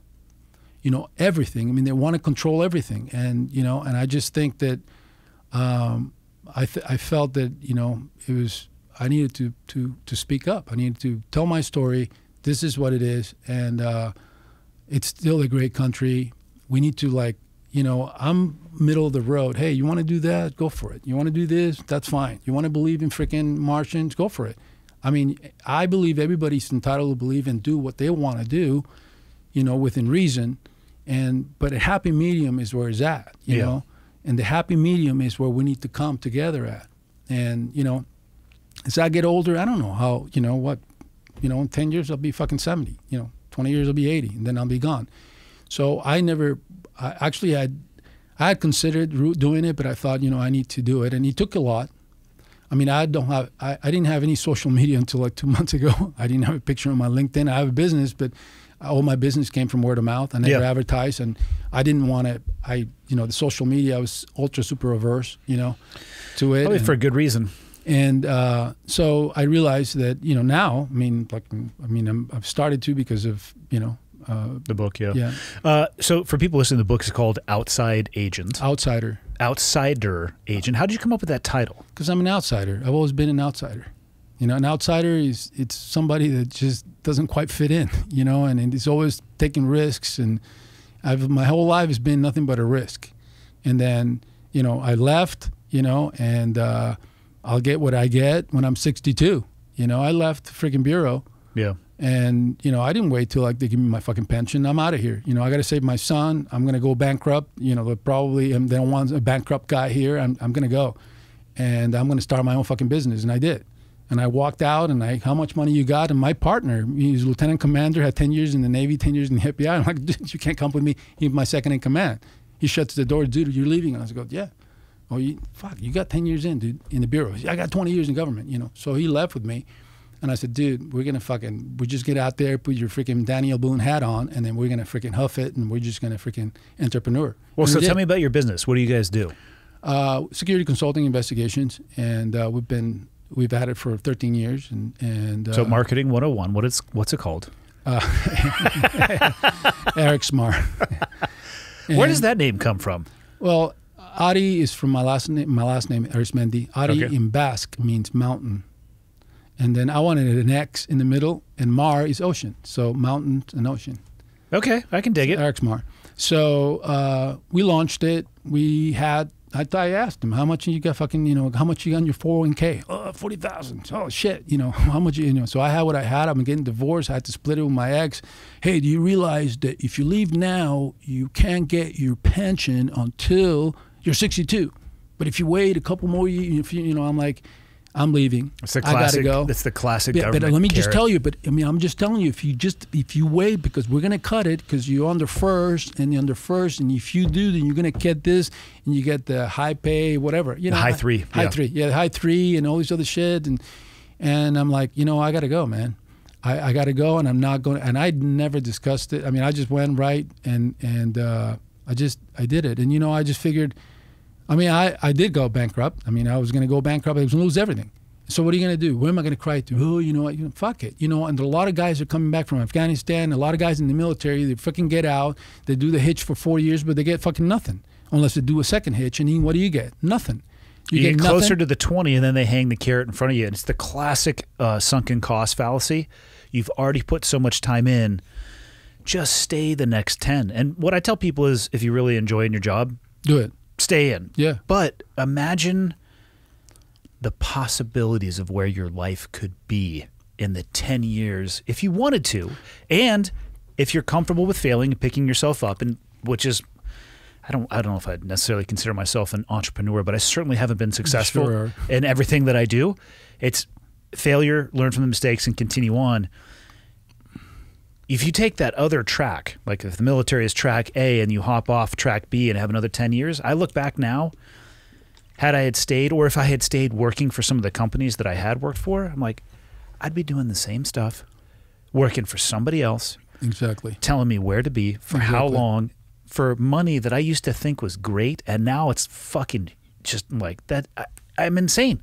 That if I would have ever even considered staying down that path, I would have been insane. But look what you're doing. You're doing so many different things for other brothers, you know, for other brothers. I mean, from all the agencies, from all that, you're doing it. You are doing it. You're giving people a voice. You're encouraging people. You're a role model. You don't even know it, or maybe you do know it. I'm definitely not. I'm a role model for shitty behavior. No, you are a role model. And, you know, it's like, you know, you just have to jump. You got to fucking jump. And I jumped, you know, and a lot of people, people get institutionalized. Okay? For sure. Some of these institutions, military and I will say probably a lot of the three-letter agencies, part of their employment is designed to institutionalize you. And I'm not necessarily saying that negatively, but let's just be honest. It's that's just part of the culture. Yes. It's part of the culture. Yes. It's that part of the fucking culture because they get institutionalized, so they can't fucking function. You can't function outside of the institution. The institution is, it's like fucking, you get in and you know exactly where you're at, but when you leave, then what do? You don't know how to function in the fucking private sector. So I had guys in my outfit going like, oh man, they're here in Fort whatever, wearing your fucking blue uniform with your freaking blue hat on, and me and Rich are out there, you know, with our, you know, muskets and shit. We're out fucking skinning, fucking, you know, and selling. And then we come back into the fort and light the fire and say, how's it go out there? Man, we really admire you guys. But they're all sitting there wishing they were out there, but they really don't want to fucking do it. But then, you know, and they're torn. You know, they're torn. But the reality is that we jumped. We fucking jumped, and I did. I went bankrupt. I was like fucking 1 fucking minute from living in my car and losing everything. And I never said anything to my sons or I just said, fuck it, I'm going to save my son, and he's a rock star, and so is my other one, and I'm just going to and I'm not going to fucking cry to anybody because it doesn't matter. You just got to get it done. Imagine how you would feel if you didn't jump for that desire to save your son and it hadn't worked out. You would never get past the regret. Well, what happens is this, and you know, I have been there and done. I'm fucking repeating grades, man. I'm doing freaking Groupon, undercover, the same fucking thing all of a sudden. I did it in San Diego. I did it in LA. I did it here. I did there. I'm doing. You know what? I'm not getting adrenaline. In fact, the only thing I was getting at that point was that made me feel good. It was I was helping other guys that come in and they'd tell me to run their operation by me and shut the door, and you know, and I was helping. I was co-located with DEA, so I'm in DEA space all the time. I was like a freaking, you know, I had like an embassy at DEA. You know, I'm in DEA here, special operations. I'm in DEA San Diego. When I was in San Diego, I was in DEA. I never set foot. I set foot at the FBI office a couple of times, but I was in DEA space. And in LA, I was in the fucking 17th floor at the freaking Royal Ball building downtown at DEA, and you know, I was friends with all of them, and they actually appreciated it because they felt that they had somebody that understood them. And that was the smart part, by the way, from the FBI, to be able to put a guy that could understand the language in and all that. But the thing is, I felt that I was helping them. They would run shit by me and go, dude, seriously, are you going to do that shit? And when I got the you got the money, dude, you got to get creative. Let's just figure this thing out. You got to do it this way. You got to do that way, this, that. And then pretty soon you realize that when you're training guys, you get something out of it. And when you get out of it, you feel like you pass it on. Yeah. And so you pass those little nuggets. They were passed on to me. And then I'm passing them on and appreciating them. And, you know, there's funny stories. You know, I had, you know, guys that just like, you know, I don't want to embarrass anybody. So, but they will just run some cockamamie fucking operation. And you dude, I've been on the most catastrophic military operations ever. That in the moment, I was relatively convinced I was going to kill some of my coworkers out of anger. And now, decades later, getting together with those same people, we're fucking pissing ourselves laughing. It's like, okay, so we're all clear that we survived due to luck, right? Like, none of us are any fucking good. We suck, and nobody was there to catch us. And they're like, oh yeah, we just die laughing. Exactly. And then you just sit there and you're going like, what the fuck is this guy Like, how did we thinking? actually arrive at a place where we thought this was what we were going to brief and do? I mean, one time this guy, he's newer and everything, and he's trying to make his bones, and he's like a freaking black belt in 3 different styles, and he's been here and he's done this and that, but he's new to our fucking game, right? So he's wanting to put this operation together, and my second in command, who's my business partner, but he was my second in command at the time, he comes in and says, hey, blah, blah, blah, I want to talk to you about this thing. And so he briefs me on it, and he tells me, but there's a problem. And I go, well, what's the fucking problem? Well, dude, the targets he wants to go after, yeah, they're dead. And I go, what do you mean they're dead? They're dead. What do you mean they're dead? So he starts showing me the chart. He goes, that guy's dead, that guy's dead, that guy's dead. So what the fuck is he going to brief me on? Well, he wants to brief you on the operation, but I don't think he's done the homework. Oh, let him do that brief and have a few pointed questions. He did. So I said, okay, let's do it. Set it up at the conference room. I want to have the fucking brief. Fuck yes. And boy, did we have fun. You call that one the dead man walking brief. Let me tell you, did we have fun? And he's like, oh, so tell me more. So we're looking at, he look at me just, here's this guy and blah, blah, blah, blah. And then finally, so you did your homework, right? Yeah. And so this guy is that guy. And my partner, he's standing in the corner and he's fucking keeping it together. He's just ready to fucking bust out laughing. And then finally, I said to him, he said, so I broke it. They're dead. The fucking guys are dead. Is that right? They're dead, right? They're dead. They're dead. Dead. They're all fucking dead. So what the fuck are we doing here? I said, listen, dude, I need you to partner up with this guy there. Learn the fucking shit first, and then you can come to me with an operation. But he'll never forget that. No, and he's turned out to be a phenomenal guy, amazing freaking guy. But there's humor, and there's sometimes people say, hey, you guys have dark humor. It's not dark humor. I mean, I don't know how to explain that to people, because people get offended, I mean, I've had even family members, I'll tell them a story and they're like, well, like, how is that funny? I'm like, kind of got to be there. So you just like, okay, yeah, I won't tell that story around anybody else because they'll get offended immediately. They'll just think, okay, you guys are fucking dark. But, they're humorous. They're humorous to us. And sometimes the tension's really high and things happen and, context matters in those situations. Yeah, and it does. And shit happens sometimes and you just have to move on, it is stressful. And one of the things that I hope that as people move up through the ranks and they do their things and all that they, that our guys get taken care of, in the military, in government, in the agencies. Because, people are serving. They're giving their lives. They're putting everything on the line. And they walk out with nothing. I walked out with nothing. Yeah. I literally fucking went bankrupt not too long after I left. And then me and my partner, we never fucking broke rank. We were like, fucking blow that whistle and we're not fucking breaking rank. And we didn't. And we just booked and we took off. Right away, we took off. And then our business did really well. And we just took off. We just left. But, there are guys that get so fucking stressed out and they'll take their lives, Far too many of those guys, actually. What? So I was looking at your website. It seems like you do security and investigations. It seems like a lot of the security is online type of security. We did some of that. Yeah, we do.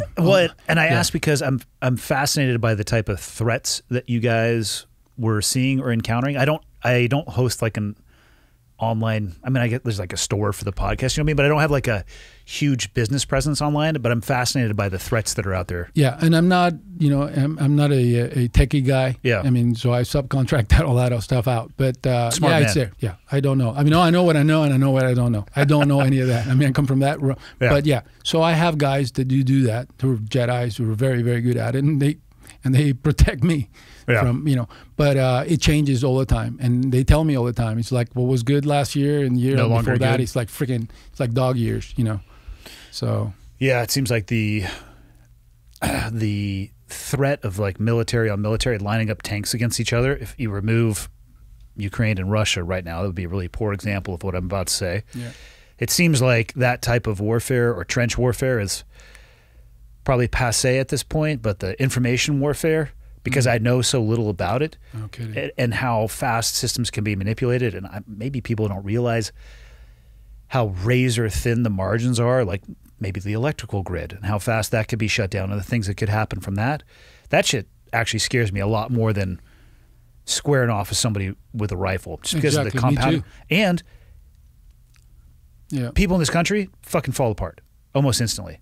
Yeah, I agree with you. I mean, I agree. You're always going to need new troops on the ground. I mean, because I think that, you know, people think that you can just fight this. And I guess at some point AI will take over and then we'll have freaking, you know, Terminator. Yeah, we'll all work situation. for the robots. Yeah, exactly. I mean, that probably will happen, you know, and it's beyond me, you know. But maybe it's already happened, Tony, and we just don't know yet. Well, you know, yeah, I wouldn't doubt it.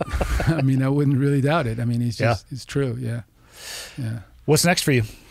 So, you know, I don't know. I may write another book, maybe another, maybe a couple of books. I don't know. I'm considering it, and we'll see what happens here. Big question is, when are you getting married?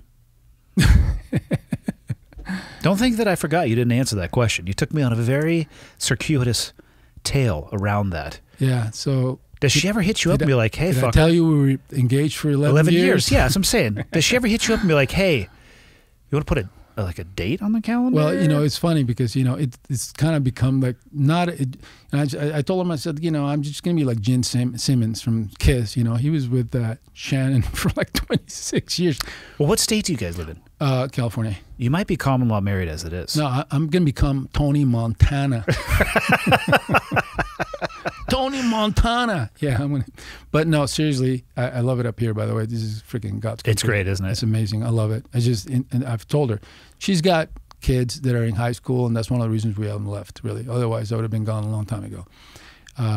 But you know, it's just sad what's happening there and what's happening. And, you know, I just love I love this country. I just hope freaking things change. But as far as you know, I think we will. I mean, honestly, it was really hard.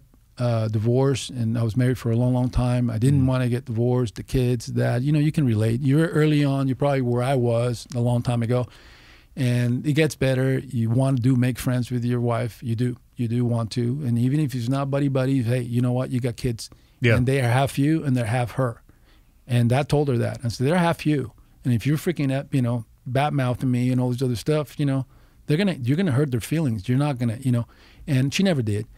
But we had the discussion, so I think that it does get better. But after that, I just thought, there's no way I'm not gonna get married. I don't really give a shit. I'm not. I don't care.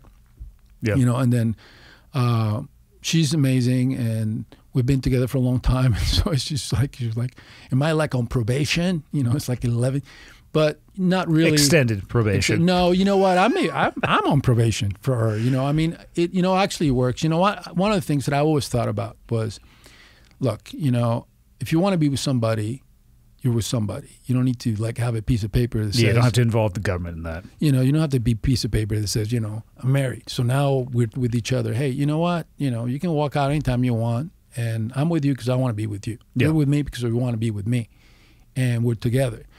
But it makes sense from the perspective of, you know, the legalities of things. If something happens to you, medical, this, that, whatever, or her, you know, then you can act. Otherwise, you're just, you know. So I think you know, we will, and I don't know when, but you know, it's funny now because, you know, she'll get asked, yeah, you know, well, don't rush it. I mean, give it a good another 5 or 10 years. I mean, fuck it, why not? You're already 11 deep. Yeah, that's so funny. Yeah, look at you. Tell that to your fiancé. So, well, here's the thing. You know, she'll kick your butt, man. My fiance would be my ass. Yeah, she is a world champion black belt in her competition years, and the thought of marriage means different things to different people. And what I would say, we can sit around and joke about being engaged forever. Yeah. If you're with somebody and marriage means a lot to them, maybe not the government involvement, but for whatever reason it means a lot to them, maybe if you want it to be successful in your relationship, take that into account. Or maybe meet somebody who doesn't care, and it's like, fuck it. It's true. You know, it's true. And I think we will. I mean, at this point, I mean, we've been together long enough that, you know, and it's just like, I'm not going anywhere. I mean, she's fucking 60 years old. I mean, you know, I don't have any desire. I mean, everything that I've ever wanted to do, I've done, Andy. I mean, I'm there. It's a good place to be. So it's like, you know, from now, you know, at this point, he's just trying to just, you know, he's not to kick the bucket because I'm not ready to do that, but she's good. She's good for me, and we're a team, and she's you know. So yeah, that's all that matters. Then it seems like you guys have the same headspace when it comes to yeah. And then she was really marriage. encouraging with the book. I mean, she had a lot to do with encouraging me a lot, you know. And I just dug in my heels. I mean, because you know we come from that world where you just don't want to talk about shit. Yeah. And so it's like social media. It's like, what is it? Instagram and you know shit, you know. And I had to figure all these things out, you know, like the last few months. Honestly, you know, I just. With the book, social media will help. It's a you know, and then you have to get Instagram, you have to get this, and what's better, and then I had to literally get a book to read. Shit. You know, I don't think you have to do anything. Yeah. It is a tool in the modern era that people use to